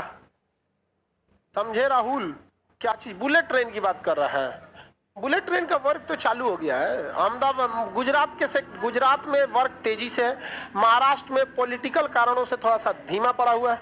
महाराष्ट्र के लोगों को ऐसा लगता है कि बुलेट ट्रेन आने से महाराष्ट्र के सारे व्यापारी कहाँ चले जाएंगे? गुजरात चले आएंगे। तो भैया उधर से भी तो इधर आ सकते हैं। नहीं समझे?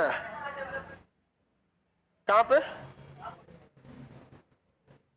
ये सब पॉलिटिकल चीजें होती हैं, मशरूमों को समझाना बड़ी मुश्किल है। समझ में आया कि नहीं? मशरूमन का दो चीज होता है, एगो सामने अच्छा से बात करेगा, अब पीछे में जाएगा ना तो कहेगा ये सब हमरा कौन चीज सिखा रहे हैं, विकास विकास, ये बोलिए हमरा वोट कैसे मिलेगा, लो जी सचिव देखो तुम कैसे विकास होगा, ऐसे बोलता है सब।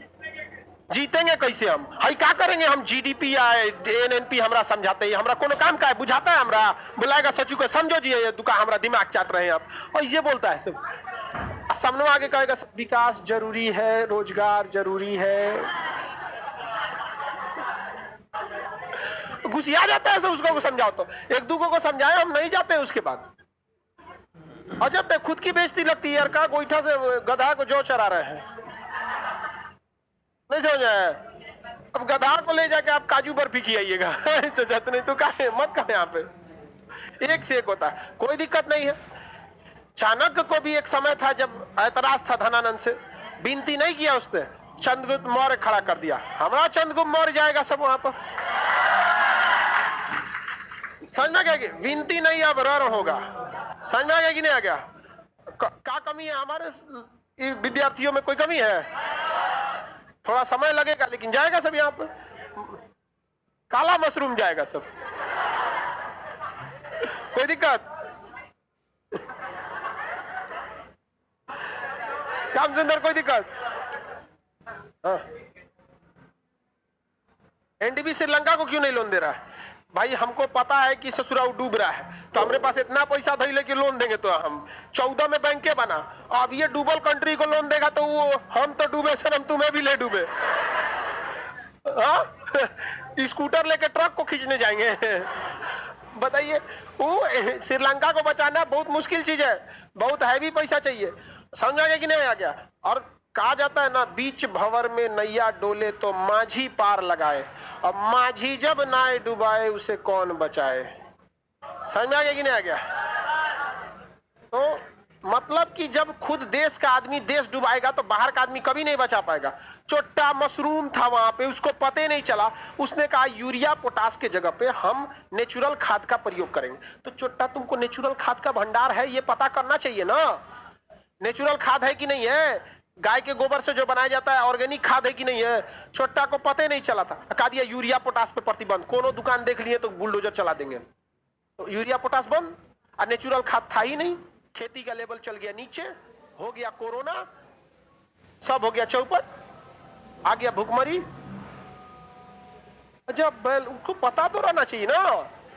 अब उस सेम उसका दिमाग नगर निगम की तरह, पटना नगर निगम में भी यही होता है, एक सड़क पे जाने के लिए 4 को गली है ना तो चारों खोद देगा अरे छोटा कम से कम 2 को खोद, 2 को बन जाएगा तो फिर दूसरा का 2 को खोदना, चारों खोद देगा चारों का चारों खोद देगा।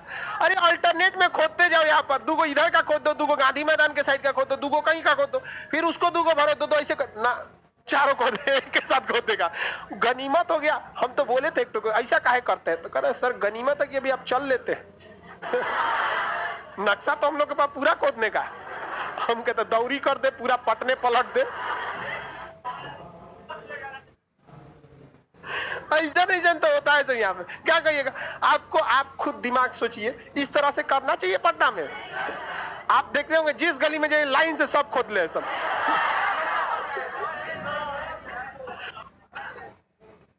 आगे बढ़ जाए, बताइए एनडीबी के पास ज्यादा पैसा है कि एआईआईबी के पास? एआईआईबी के पास। इसमें चाइना ने झोंक के पैसा दिया है, क्योंकि इसका क्या है, इसमें राइट है, पावर क्या है, दबदबा है। आगे बढ़ जाए, एडीबी एशियन डेवलपमेंट बैंक है, 1966 में होता है, उसका मुख्यालय कहाँ है, मनीला। एशियन डेवलपमेंट बैंक का मुख्यालय मनीला। इसमें भी जापान का ही क्या है, दबदबा है। जापान का उसमें क्या है, दबदबा। और जापान का दबदबा मतलब ऑटोमेटिक कौन आ जाएगा, अमेरिका। और अमेरिका आया तो साथ में ले आएगा नाटो, और नाटो आया तो साथ में ले आएगा यूरोपीय यूनियन, और जहां आए सब तो बाकी लोगों का कोई वैल्यू खत्म। ब्रिक्स का स्थापना 2009, एनडीबी 2014 और एआईआईबी 2016। मनमोहन सिंह चाइना का चलने दिए थे तो घुसिया के का खोला था एआईआईबी का, उसको लगा कि एआईबी खोल देंगे तो मनमोहन सिंह डरा जाएंगे। मनमोहन सिंह 14 में चल गए, मोदी जी आए, देखबे नहीं करते हैं ना, कुछ खोल तुम, हमारा कोई मतलब नहीं है। एडीबी का मुख्यालय एडीबी का मुख्यालय एशियन डेवलपमेंट बैंक का मुख्यालय मनीला, वर्ल्ड बैंक का मुख्यालय Washington, world bank Washington, IMF Washington, Washington DC। विकासात्मक कामों के लिए लोन देता है वर्ल्ड बैंक, इंजेक्शन मारता है। जिसने IMF कभी लोन नहीं देता है, बेल आउट पैकेज देता है, मतलब इतना दे रहे हैं बच के निकल जाओ, जिंदा रहने के लिए दिया जाता है बेल आउट पैकेज। समझ में आ गया कि नहीं आ गया? श्रीलंका अभी किसको देने वाला है? श्रीलंका को। और IMF ने ही श्रीलंका को डुबा दिया। श्रीलंका में जब विरोध प्रदर्शन हो रहे थे तो श्रीलंका को चाहिए था कि विरोध प्रदर्शन को दबा दे, लेकिन IMF ने कहा कि भाई लोकतंत्र में तो विरोध होना चाहिए। प्रधानमंत्री देखा कि ससुरा IMF कह रहा है विरोध होना चाहिए, ओकरे से पैसा चाहिए, अभी विरोध रोकेंगे तो पैसे नहीं देगा, विरोध होने तो प्रधानमंत्री का घरे फूंक दिया। तो बहुत बेहतरीन ढंग से बर्बाद करता है सब IMF वगैरह। ये सब का एक ही प्लान है, किसी देश को इस तरह से बर्बाद कर दो कि जिंदगी भर उसी के क्या करोगे, गुलाम बन के रहो। थैंक गॉड कि इसके लिए NDB में ये सब व्यवस्था नहीं है। समझ गया NDB? अगला कौन सा है? COMCASA, quad. कौन सा है? क्वाड।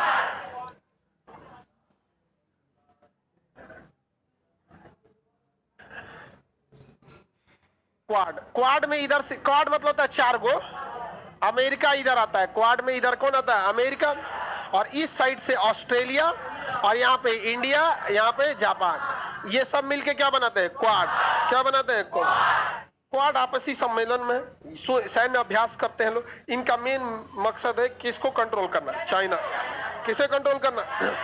बेहतरीन है चाइना को कंट्रोल करना, क्योंकि देखिए अमेरिका का कितना खतरनाक है, इधर से घेराएगा भारत से, इधर से घेरवाएगा जापान से, इधर से घेरवाएगा, यहाँ से कहेगा चाबस चाबस, मारो मारो मारो, समझ गया? लड़ो लड़ो।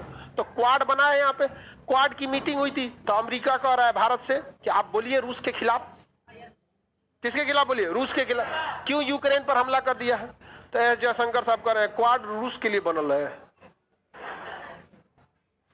आप आएंगे बियाह में, कहेंगे केक कटा कि नहीं? जब बर्थडे में ना कटता है कि बियाह में केक कटता है?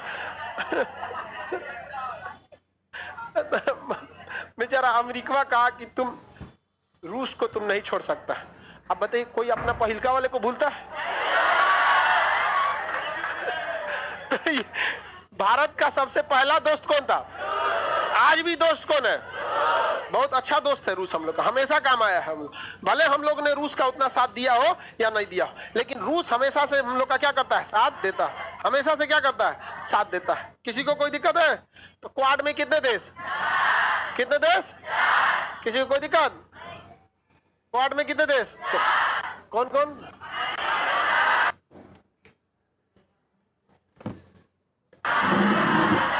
America, Bharat, Japan, Australia. कौन है? ऑस्ट्रेलिया। क्वाड समझ में आ गया कि नहीं आ गया? अब अगला कौन सा है? लेमुआ। अभी वो ऐसे शामिल होने आता है। सर क्वाड में रूस को नहीं जोड़ सकते, क्या दिमाग है यार तुम्हारे को? रूस सीधे जापान और अमेरिका जहां आ जाएंगे वहां रूस आ पाएगा?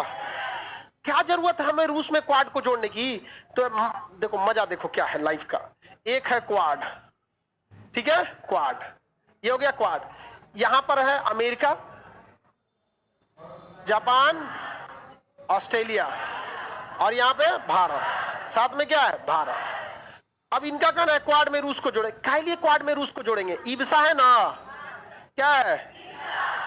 इब्सा। अब यहां देखिए इब्सा में देखिए ब्राजील भी किसके साथ? भारत के साथ। अफ्रीका भी किसके साथ? भारत। अब ब्रिक्स है ना, ब्रिक्स है, ब्रिक्स में चाइना भी आ गया और रशिया। इस सब में कॉमन कौन है? ब्रिक्स में भी भारत, इब्सा में भी, क्वाड में भी भारत। चाहिए क्या हम लोग को? है कि नहीं? नाटो में जाएंगे हम लोग, काय लिए जाएंगे? नाटो में ससुरा 30 गो देश है, सब 30 गो देश में से कोनो मार कर लिया तो हम सबको जाना पड़ेगा, हम सबको जाना पड़ेगा। हम लोग कभी मार करने वाले हैं नहीं। पाकिस्तान तो हम लोग यूं ही ले लेंगे क्योंकि उसकी अर्थव्यवस्था एकदम डूब गई है।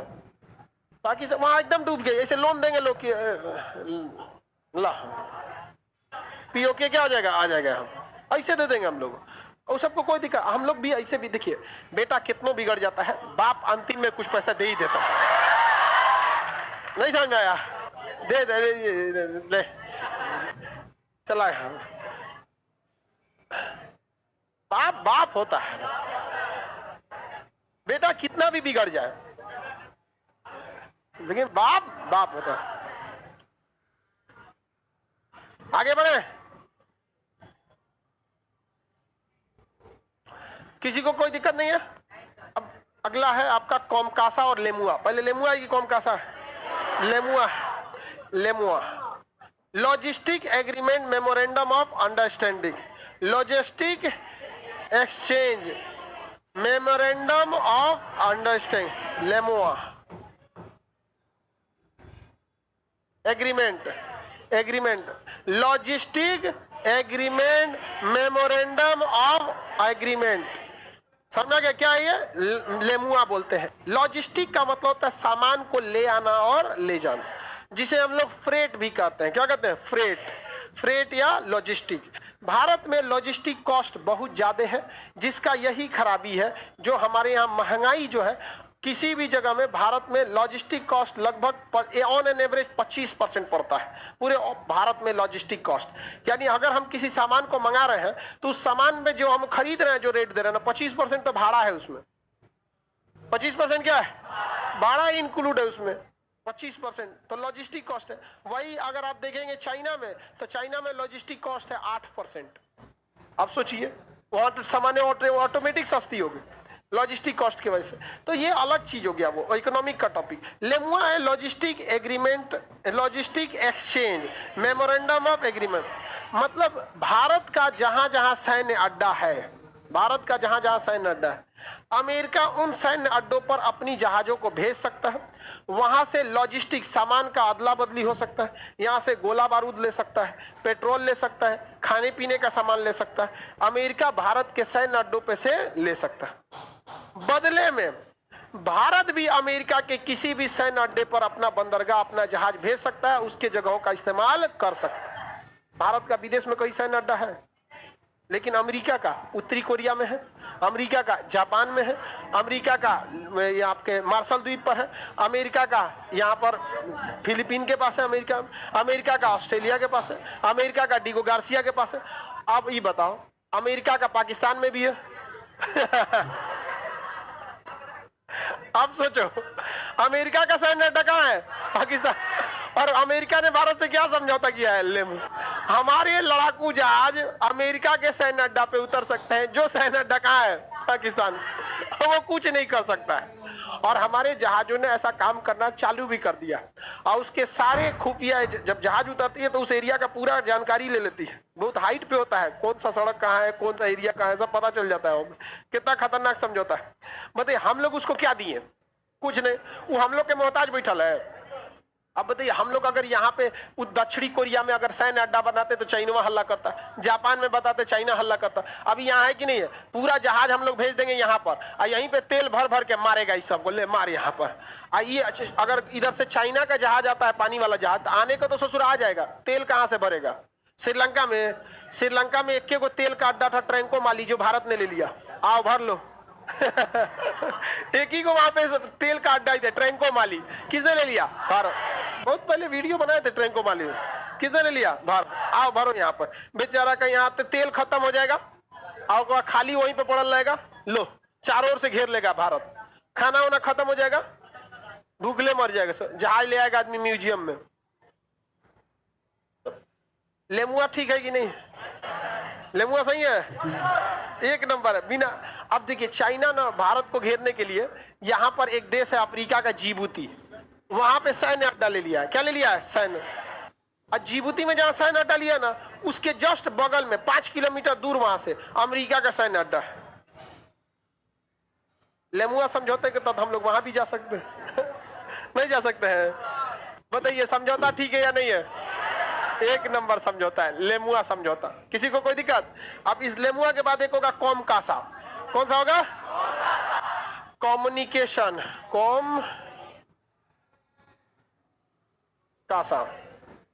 COMCASA agreement. Communication compatibility and security agreement. Communication, COMCASA का full form communication compatibility security agreement, communication, compatibility and security agreement. नाम से स्पष्ट है कि कुछ कम्युनिकेशन यानी बातचीत की भाषा होगी। ये क्या चीज है समझौता, समझिए। नाम से लग रहा है बातचीत, अब इसमें बातचीत कौन सी होगा समझिए। भारत के जितने जहाज उड़ेंगे, जितने भी रडार है, उन रडार में अगर कोई भी दुश्मन का जहाज वगैरह आ गया किसी भी देश का, तो वो खबर किसको मिल जाएगी? अमेरिका को। किसे मिल जाएगी? अमेरिका को। भारत के रडार का रियल टाइम डाटा कौन ले सकता है? अमेरिका। डायरेक्ट नहीं मिलेगी, भारत से वो क्या कर सकता है? मांग सकता है। बदले में भारत अमेरिका वाला का ले लेगा, लेगा कि नहीं लेगा? अब अमेरिका के जहाज हमेशा B2 बॉम्बर या अमेरिका के जितने टोही जहाज है उत्तरी कोरिया से उड़ते हैं, पूरा का पूरा जानकारी चाइना का लेके अब वापस चले जाते हैं कहां पे? जापान में। हम लोग का जहाज वहां जाइए नहीं पाता है। तो अमेरिका का यहाँ पे रडार लगा हुआ है, जापान में रडार लगा हुआ है, पूरा जगह पे रडार लगा हुआ है, अमेरिका के सैटेलाइट लगे हुए हैं सब। कॉमकासा एग्रीमेंट के तहत हम लोग को हर जानकारी किससे मिल गई है? चाइना की हर और अमेरिका का सैन्य अड्डा कहाँ पे है? पाकिस्तान। और उस सैन्य अड्डा पे बड़का सा रडार घूम रहा है, और उस रडार में तो पाकिस्तान के हर एक जहाज आ रहे हैं, और उसका एक्सेस किसको है? भारत। वहां से कोई जहाज टेक ऑफ किया कि नहीं, वो अमेरिका को बताएगा, अमेरिका भारत को बताएगा उड़ा है, इनने से गया है, मार धाए। बताइए ये समझौता अच्छा है कि नहीं है? इस समझौते के तहत एक घाटा है रूस को। अगर भारत रूस से अगर कोई समझौता करता है तो वो भी जानकारी किसके पास चलेगी? अमेरिका के पास। रूस ने भारत को S-400 दिया ही नहीं दे रहा था। कह रहा था कि S-400 में जितनी जानकारियां हैं वो सब के सब किसको मिल जाएगी? अमेरिका को। तो भारत ने कहा सुनिए ना, अमेरिका को मिल जाएगी, एक हम अपने रडार से जोड़बे नहीं करेंगे। S-400 का आप एक अलगे रडार रखिए, उसको इस सबसे कोई मतलब ही नहीं रहेगा। कहा तो ये तो एक नंबर बात बोले हम। अरे जो आपका रडार है वायुसेना का, उसका ना जानकारी मांगेगा। हम S-400 के साथ मिसाइल रडार सब एक दे रहे हैं, देख में मत कीजिए, सब एकदम इन सेपरेट रहिएगा। और अमेरिका इसी उम्मीद में था कि S-400 का डाटा मिल जाएगा, समझौता कर लिया। उसके बाद मोदी जी ने कहा कि S-400 वाला डाटा नहीं आ रहा है, तो कहा उसका रडार अलग है ना। दोनों को बेवकूफ बना दिया, दोनों टेंशन में है सब यहाँ पे। इसीलिए करे सांपों के बीच या तो जहरीला सांप जिंदा रह सकता है या तो नेवला। हम लोग क्या है? रूस भी खुश, अमेरिका भी खुश, अब पाकिस्तान और चाइना दोनों टेंशन में। कहा कि छोटा कहीं का ही सब, हमको कहीं का नहीं छोड़ा सब हमको। समझौता सही है कि नहीं है? यही लेमुआ समझौता, यही लेमुआ भारत जाके किससे कर लिया? ऑस्ट्रेलिया से। यही लेमुआ समझौता किससे कर लिया? फ्रांस से। अब इससे फायदा क्या है ऑस्ट्रेलिया और फ्रांस से करने से? समझिए ध्यान से। चाइना यहां से जब निकलता है मलक्का होके, तो यहां भारत का क्या है? अंडमान निकोबार। भारत का क्या है? अंडमान निकोबार है भारत का। देखिए ध्यान से, यहाँ पे यहां से जैसे निकलता है तो अंडमान निकोबार है। तो चाइना को डर है इस बात का कि अंडमान निकोबार में भारत उसको क्या कर देगा? थूर देगा। भारत क्या कर देगा? थूर देगा। इसलिए वो अंडमान निकोबार से नहीं जाना चाहता। वो किधर से आना चाहता है? पीओके। किधर से? पीओके। किधर आना चाहता है? पीओके। और यहीं पर अमेरिका का सैन्य अड्डा। किसका सैन्य अड्डा? यहाँ कॉमकासा के तहत यहाँ की जानकारी मिल जाएगी। लेमुआ के तहत हम यहाँ उतर जाएंगे। उतर गए कि नहीं? अब भाई यहां से भी घेरा गया कौन? चाइना। यहां से तो भारत का ये है। तो सोचा था कि यहाँ निचवा से निकलेंगे हम यहाँ से, तब तो यहाँ पर एगो कोकोस द्वीप है। कौन द्वीप है? कोको। ये किसका है? ऑस्ट्रेलिया। और लेमुआ समझौता किससे है? ऑस्ट्रेलिया। लॉजिस्टिक एग्रीमेंट किससे भी है? ऑस्ट्रेलिया। युद्ध के समय पे भारत का 2 जहाज यहीं जाके लंगर डाल देगा। यहाँ पे 2 जहाज लंगर डाल देगा, और जहाज पे रहेगा S-400। आओ ससुरा, यहाँ से 150 किलोमीटर है ये, और S-400 की क्षमता कितना है? 4। सोचा ही मार के गिरा देगा। तो ऑस्ट्रेलिया से भी कर लिया कि नहीं कर लिया? अब चाइना कहा कि अब किधर से जाएंगे ससुरा, इधर से जाएंगे मारिए देगा। और यहाँ जिबूती में था, सोचा था यहाँ से डायरेक्ट मारेंगे, तो यहाँ बगले में किसका है? अमेरिका का। भारत यहाँ पे भी बैठा, तुम बगले में मारेगा, हम बगले में डगरा देंगे बम वॉइस। गिरा गया कि नहीं गिरा गया? फ्रांस से भी कर लिए लोग। अब हमें चाइना की नजर है इस तंजानिया पर। तंजानिया को कह रहा है तुमको जितना लोन चाहिए है ले लो, हम ये पूरा बंदरगाह तुम्हारा हम यूज करेंगे। पूरा देश का बंदरगाह है, पूरा समुद्र तटे मांग रहा है। तंजानिया के पास पैसा की कमी है, उदयो देगा। तो भारत ने कहा कि तो दिक्कत हो जाएगा, अगर दे दिया तो दिक्कत होगा। यहाँ पे रियूनियन द्वीप, वहां फ्रांस का, और समझौता किसके साथ है? फ्रांस। 2 जहाज यहाँ पे भी रहेगा, और हमको दोबारा इसको सप्लाई भेजना इजी ना है। उनका सप्लाई खत्म हो गया तो आएगा कहां से? इधर से न जाएगा। आओ सोचो, तुम या तो कोकोस से पार करोगे या तो मलक्का से करोगे, ना तो यहां से करोगे। इसलिए देखिएगा, चाइना हमें आंख दिखाता है लेकिन लड़ता नहीं है। देखिए गलवान घाटी में ऐसे आके छतियाता है, तो वहां पे इती रहेगा, यहाँ पे सरदार सब 6 फीट का पंजाबी उठा के कहता है लड़ना सोचत नहीं, नीचे कौन चीज लड़ता है, बोलता है यहाँ पे, समझ रहा है? वाहेगुरु का खालसा, वाहेगुरु जी की फतेह, मार दो दिया यहाँ पर। अब बिहारी सबका ड्यूटी था वहां, बिहार रेजिमेंट का, हमारे कर्नल संतोष बाबू को आके मार दिया सब। हमारे कर्नल संतोष बाबू गलवान घाटी में क्या हो गए? शहीद हो गए।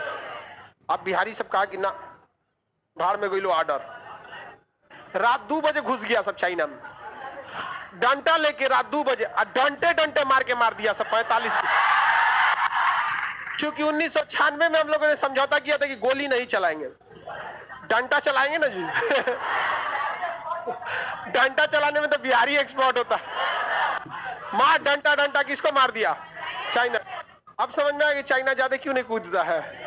हाँ, चाइना को तो हम लोग निपटेंगे आराम से, पहले इसका रखेल बन चुका, पाकिस्तान को निपट जाता है। पाकिस्तान अपनी बर्बादी की ओर खुद बढ़ चुका है। हम लोग को बस मौका का तलाश है, जब एक अच्छे बाप का फर्ज निभा सके, कुछ दे देंगे, ले बेटा तुम भी कुछ ले, लाओ इधर, तुम जमीन के काबिज नहीं हो, लाओ, तुम्हारे लायक नहीं है, वापस क्या जाएगा? पियो। इंटरनेशनल रिलेशन ऐसा चीज है ना, इससे जुड़ा का कुछ हाथ पैर नहीं है। कौन किधर से किसे घेरेगा किसी को नहीं पता। बस आपको ये याद रखना पड़ेगा, फ्रेंडली कंट्री का एक लिस्ट बनाना है और एनिमी कंट्री का एक लिस्ट में रखना है। जहां अमेरिका गया वहां ब्रिटेन आएगा, ऑस्ट्रेलिया आएगा, जापान आएगा, उत्तरी कोरिया आएगा, फ्रांस आएगा, नाटो आएगा, यूरो आएगा, यूरोपीय यूनियन आएगा। समझ में आ गया कि नहीं? जहां रूस जाएगा वहां चाइना जाएगा, लेकिन रूस के साथ भारत पहुंच गया तो चाइना नहीं जाएगा। बड़ा सब ये सब चीजें हैं, झमेला है सब में। आगे बढ़ जाए। लेमुआ समझौता अच्छा है कि नहीं है? सामानों की अदला बदली किस समझौते का था? लेमुआ। और सूचना का कौम का, पूरी दुनिया में सबसे ज्यादा सैटेलाइट, सैन्य सैटेलाइट अमेरिका का है। कौम कासा के तहत हम किसी से मांग सकते हैं कि नहीं? और यही समझौते के तहत अमेरिका ने जानकारी दे दिया था यूक्रेन को कि रूस का एक जहाज यहाँ पे है, मार दे। मार दिया उसको। सोचिए अमेरिका के पास कितना खतरनाक पिन पॉइंट एक्यूरेसी वाला डाटा है।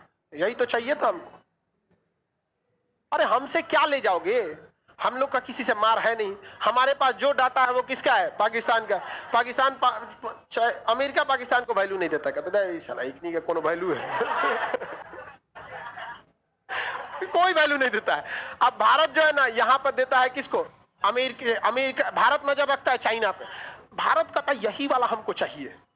तो कौम कासा से अमेरिका को फायदा है कि वो चाइना की जानकारी ले लेगा, इधर वाला, और हम लोग को फायदा है कि अमेरिका इधर से निगरानी कर रहा है।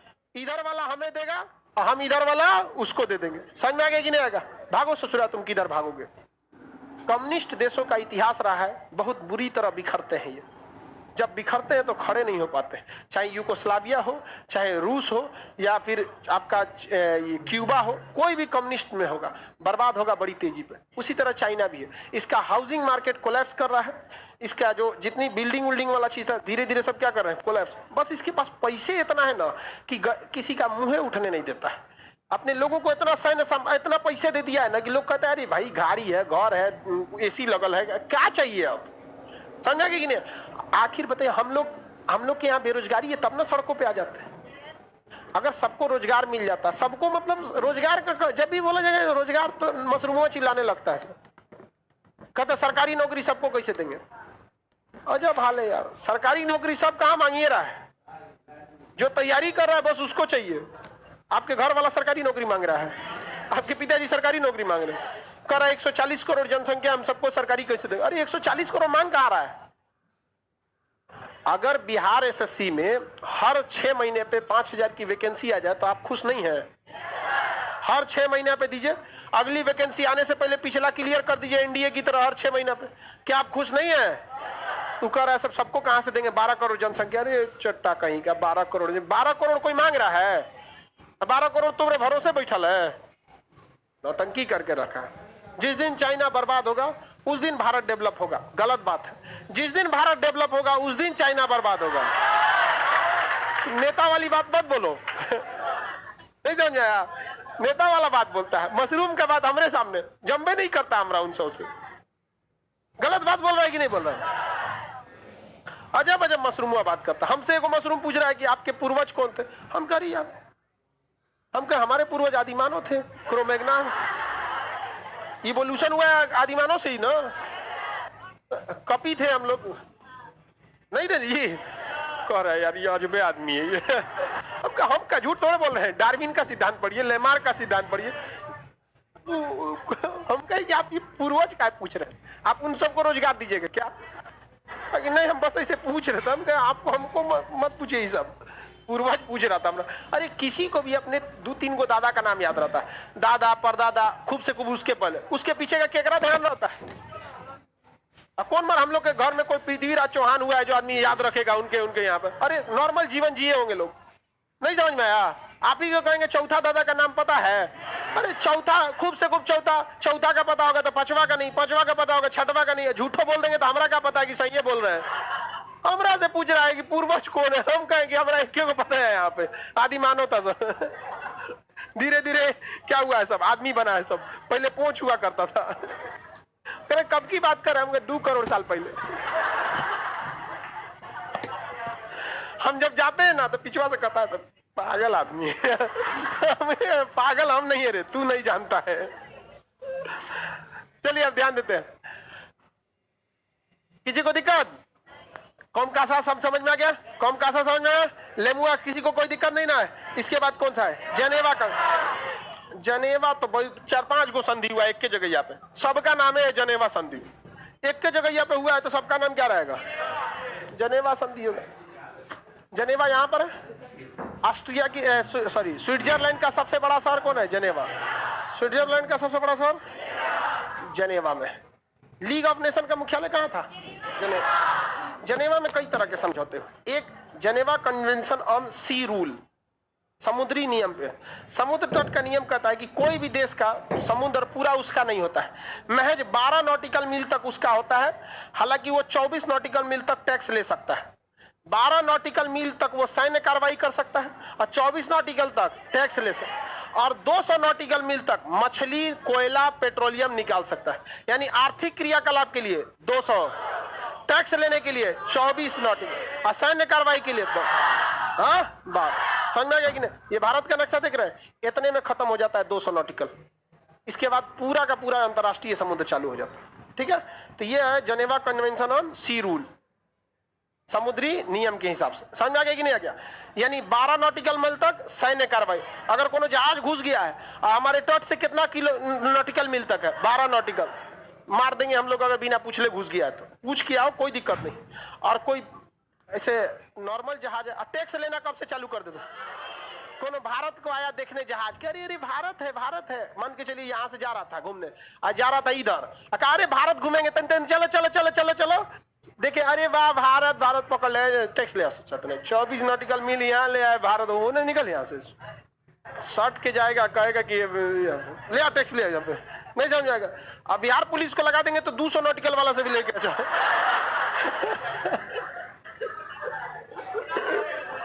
पकड़ के पहले लाएगा, कहेगा आ गया ना, अब दे जबरदस्ती ले लेंगे।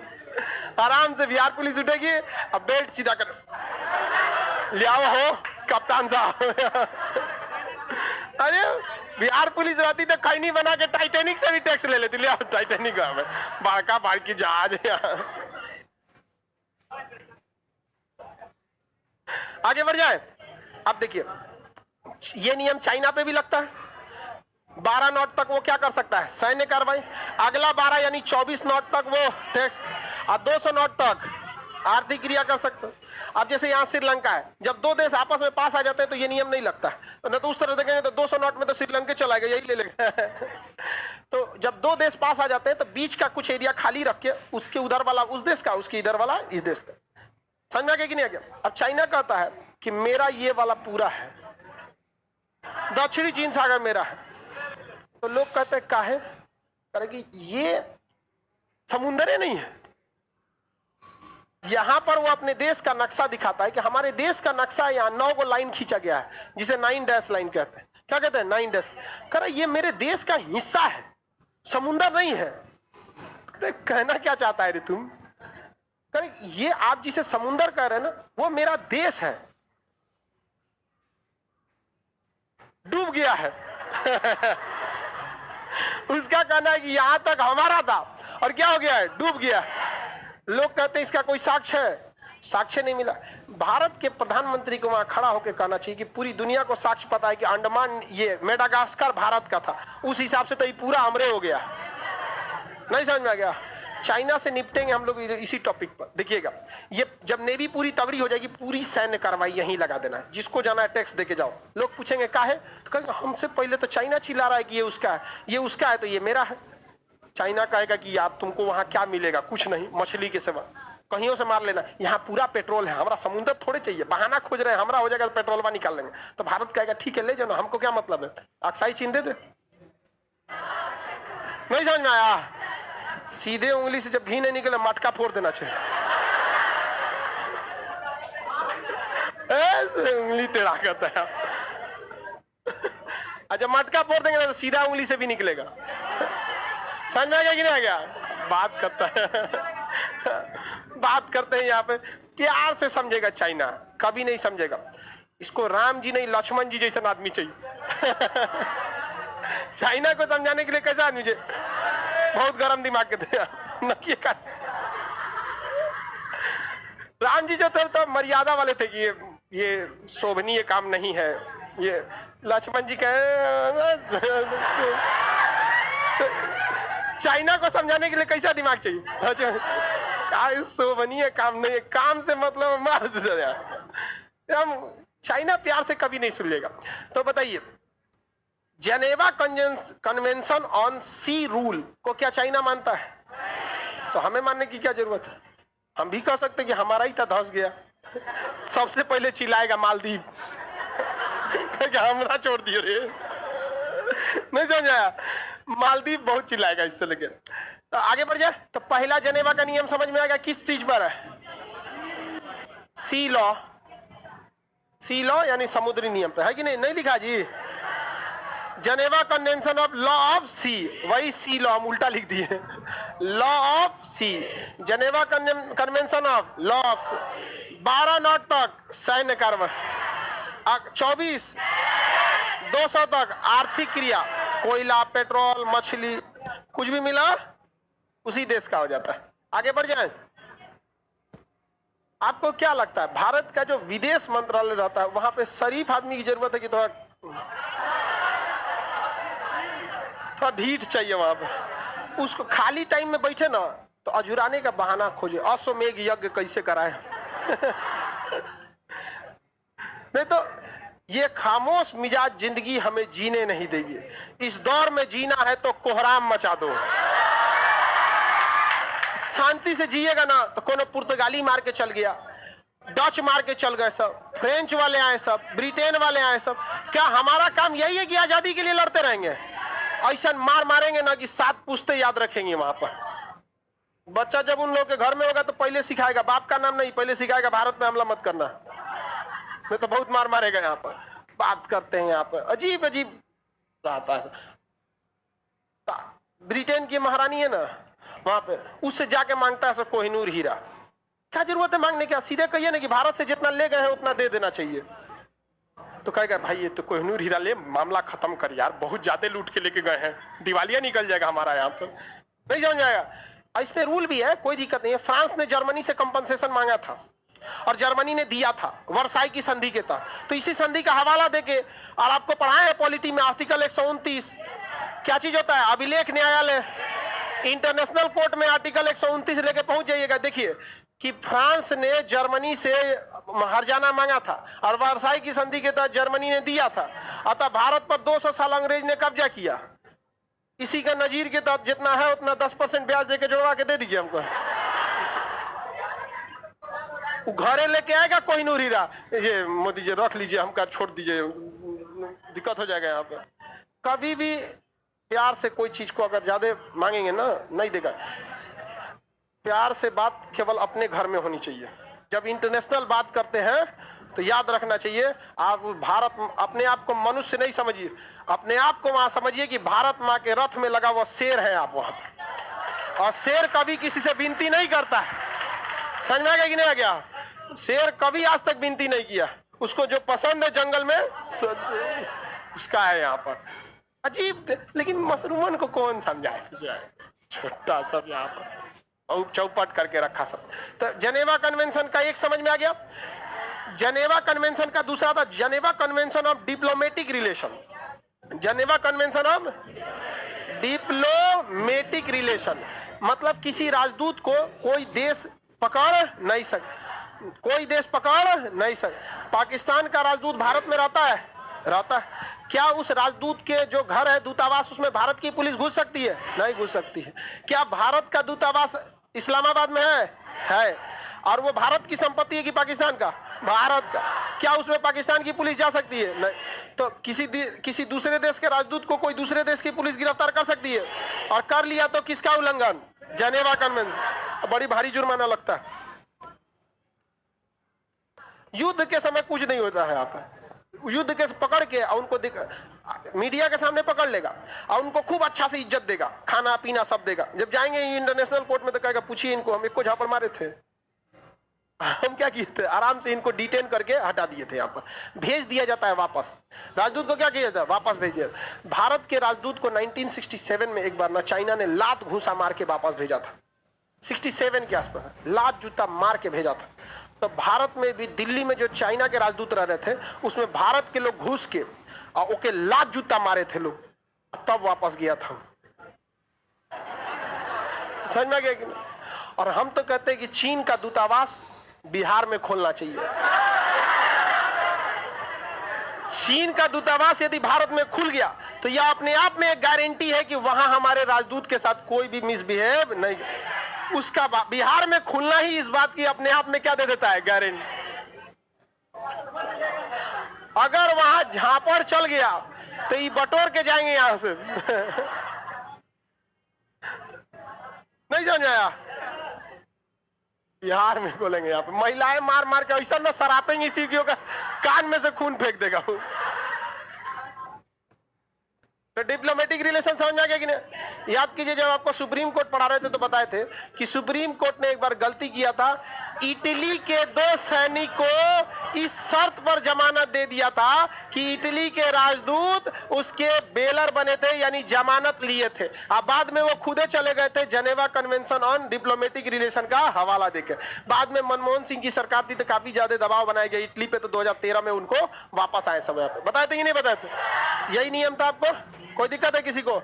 एक और है Geneva convention of atomic war. Atomic war है नहीं है जी, जनेवा कन्वेंशन प्रोटोकॉल है, वही एटॉमिक के लिए प्रोटोकॉल है। Geneva convention of protocol. इसमें कहा गया है कि कोई भी परमाणु हमला किसी सैन्य ठिकाने पर नहीं किया जाएगा। सैनिकों पर आपको हमला करना है तो चाहे वो परमाणु हमला हो चाहे वो नॉर्मल हमला हो, उस हमले में सैन्य कार्रवाई होनी चाहिए, नागरिकों पर हमला नहीं होना चाहिए। इसलिए देखिएगा, रूस भी जब यूक्रेन पे मार रहा है तो प्रॉपर टाइमिंग बता के मारता है कि हम इस समय हमला करने वाले हैं, आम आदमी वहां से हट जाए। अब तो आम आदमी बोलने में भी आम आदमी पार्टी लगने लगता है, मतलब एक नॉर्मल पीपल वहां से हट जाए लोग, और उसके बाद सैन्य बच जाता है तो मारता है। उसके बाद रूस के पास भी है ना कि हम तो बोलबे किए थे, नहीं हटा तो हम क्या करें? रूस भी तो कह सकता है ना कि कोई अपना पब्लिक नहीं हटाए तो क्या हम मार नहीं करेंगे, कचाप देंगे हम। समझ आ रहा है कि नहीं आ रहा? तो जनेवा कन्वेंशन कई सारी चीजों पर बनाया गया था। राजदूतों को भी हम लोग नहीं कर सकते हैं कुछ भी काम। सैन्य समझ में आ गया कि नहीं आ गया? किसी को कोई दिक्कत? इंटरनेशनल रिलेशन कब बदलेगा, कब किस ओर घूमेगा, किसी को नहीं पता चलता है। ये हमेशा क्या करते रहता है? चेंज होते रहता है। आपका इंटरनेशनल रिलेशन, बोलो बाबू,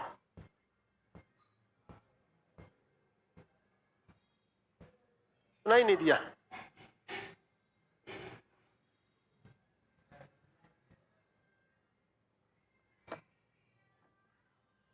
समझे में नहीं आ रहा है? आप पूछ रही है।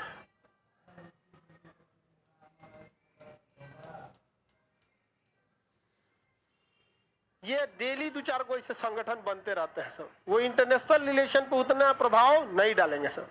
तो कई ऐसे संगठन है जैसे BRI है, OBRB है, ऑकस है, तो सारे संगठन जो है वो अलग अलग टाइप के रहते हैं। सारे संगठन को आदमी इंटरनेशनल रिलेशन को इसमें नहीं बता सकते। आपका इंटरनेशनल रिलेशन का क्लास 2 महीना चलेगा, जब आप UPSC वाले बैच में इनरोल होंगे तब, समझ में गया? उसमें 2 महीने क्लास चलेगा। अभी चूंकि ये एक नॉर्मल सा बैच है, तो इसमें यहाँ पर आपको बहुत SCO भी है। हम क्या बता रहे हैं, सारा संगठन इसमें थोड़ी पढ़िएगा। SCO भी है इसमें, वो हिस्ट्री का हिस्सा है। जब रूस टूटा था ना USSR, तो उसमें से अलग हुए थे SCO, ये सब चीजों में। उसका भी बैच हम आपको बताएं, वर्षगांठ के समय पर उसका अनाउंस किया जाएगा।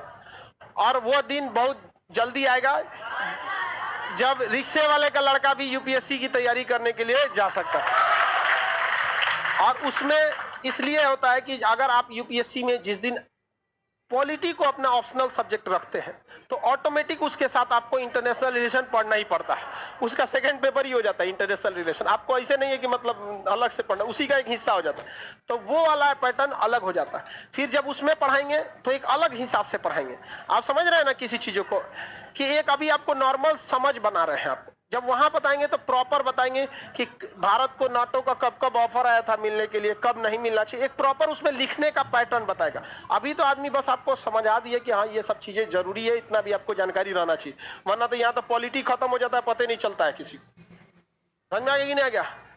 कितना महीना से आप लोग पॉलिटी पढ़े? 7-8 महीना लगा, सितंबर से। हालांकि बीच में लॉकडाउन और ये सब चीजें आ गई, जिस वजह से डिस्टर्ब हुआ। और अमूमन ऐसे 5 महीने का होता है। आप अपने एक सब्जेक्ट का फीस और सिलेबस उठा के देखिएगा, कभी भी उद्देश्य ये नहीं रहा कि सिलेबस खत्म करना है। हमेशा जब तक आपको अच्छे से समझ में नहीं आ जाए तब तक आगे नहीं बढ़ता। अब आगे से आपकी जिम्मेदारी बनती है कि आप इसे संभाल के रखते हैं कि नहीं। क्योंकि अगर किसी चीज को नहीं पढ़िए, उससे ज्यादा खतरनाक होता है पढ़कर भूल जाइए। क्योंकि अगर आप नहीं पढ़े और पढ़िएगा तो आपके अंदर से एक मोटिवेशन खुद से आ जाएगा, सीखने की क्षमता आएगी, ललक रहेगा, आपकी ज्ञानेंद्रिया एक्टिव रहेंगी, नहीं इसे सीखना चाहिए। और अगर सीख कर भूल गए हैं तो मोटिवेशन कभी नहीं आएगा, बोरियत महसूस होगी। क्या आप कितना भी पॉलिटी भूल जाइएगा, क्या दोबारा फाउंडेशन में पढ़ने की हिम्मत करेगा? तो इसलिए आप भूलिएगा नहीं। ज्यादा आपको रिवीजन नहीं करना है, रीडिंग लगा के आगे बढ़ जाना है। रीडिंग लगा के क्या करना है? आगे बढ़ जाना है। आपको हर एक चीज हम एकदम ऑन फिंगर आपको याद कराए थे। और आप लोग पे हम उतना भरोसा नहीं कर सकते हैं कि आप लोग पढ़वे करिएगा घरे, क्योंकि आप लोग को भी बहुत काम रहता है। समझ में आ गया कि नहीं आ गया? बहुत सिम कार्ड निकाले हैं आप लोग, इसलिए आप लोग के लिए प्रॉपर क्यूज का बैच ही रहेगा। उसमें डेली आपको लगभग 200 क्वेश्चन आराम से रिवाइज होते रहेंगे डेली। आप जब तक पढ़ते रहिएगा तब तक आप क्यूज बैच में रहिएगा। और क्यूज बैच में आपको जगह भी बहुत कम ही रहेगा, क्योंकि सारे बैच के लड़के उसमें आएंगे। और क्यूज बैच में हम उसमें फी नहीं रखते। रखने का सबसे बड़ा रीजन यही है कि मतलब धर्मशाला रेलवे स्टेशन बना देगा सर, जब मन तब आएगा, जब मन तब नहीं आएगा, कोई मतलब नहीं। लेकिन उसकी भी फी एकदम नॉमिनल रहेगी, 100 या 150 के आसपास में ही रहेगी। समझ में आ गया कि नहीं? क्या टेस्ट भी थोड़ा सा भी, और कई देखिए बात समझिए, हर चीज का बैच अगर किसी मशीन के ऊपर ओवरलोड दे दीजिएगा ना तो हीट हो जाएगा। अभी हमारा फोकस टॉपिक क्या है कि किस तरह से एजुकेशन को हम लोग कॉमर्शियलाइजेशन से हटाएं। आपको क्या लगता है हमके ऊपर कम प्रेशर रहता है कि खान सर आप पूरा फीस गिरा के रखे हैं, आपकी वजह से हमको कमाई नहीं हो पाती है? आप समझ रहे हैं कितना झेलना पड़ता है हमको? जहाँ टीचर बैठे हम नहीं जा पाते हैं मीटिंग में कहीं पे भी, क्योंकि इशारों में बोल देते हैं कि खान सर क्या कर रहे हैं, ये फीस है कोई को, और क्या करना चाहिए बढ़ाना। ऑफलाइन की मजबूरी बन जाती है फीस। रीजन क्या है कि आप एक छोटे से कमरे में रहते होंगे, आपको किराया पता होगा 1 साल का, समझ रहे हैं? एक छोटा सा रूम होगा आपका, बेड लगाने भर का है, उस हिसाब से आप अंदाजा लगा सकते हैं कि इसका क्या आता होगा। बहुत बड़ा है, सोच सकते हैं कि नहीं है? इतना में तो हॉस्टल नहीं होगा आप लोग का। काफी तो हमारी भी मजबूरी बन जाती है। उसके बावजूद आप देखिएगा रेंट, बिजली बिल और जो PDF आपको देते हैं लोग, उसके बाद भी आदमी को कभी कभी किसी बैच में घर से चला जाता है। ये नहीं सोचता आदमी कि चलो यहाँ पर आगे चलने वाले यही सब हम लोग का सेनापति बनेगा सब। नहीं समझ में आया? और सबसे ज्यादा तकलीफ होता है जब आप पढ़ के भूल जाते हैं तब। यहाँ जितना भी लड़का पुराट मिलेगा ना, उससे एक बार पूछिएगा फाउंडेशन कहाँ पढ़े थे, यहीं से आके पढ़ाओ। उसको चलना सिखाया गया यहाँ पर। अब बात यह कि उसके पीछे पीछे आदमी नहीं घूम सकता। वो कहीं टेस्ट मार दे, कहीं टारगेट कर ले, कहीं भी रिवीजन कर दे। आप देखिएगा कई जगह साइंस कॉलेज वगैरह में बैठ के लड़के डिस्कशन करते रहते हैं, अच्छी बात है यहाँ पर, लेकिन सब लड़के उतना रेगुलर नहीं हो पाते। इसलिए आप लोग को रेगुलर एक बैच ही दे दिया जाएगा। संभवतः समझ जाइए कि उसको 3 बजे या 4 बजे उसको दिया जाएगा, ठीक है। हाँ,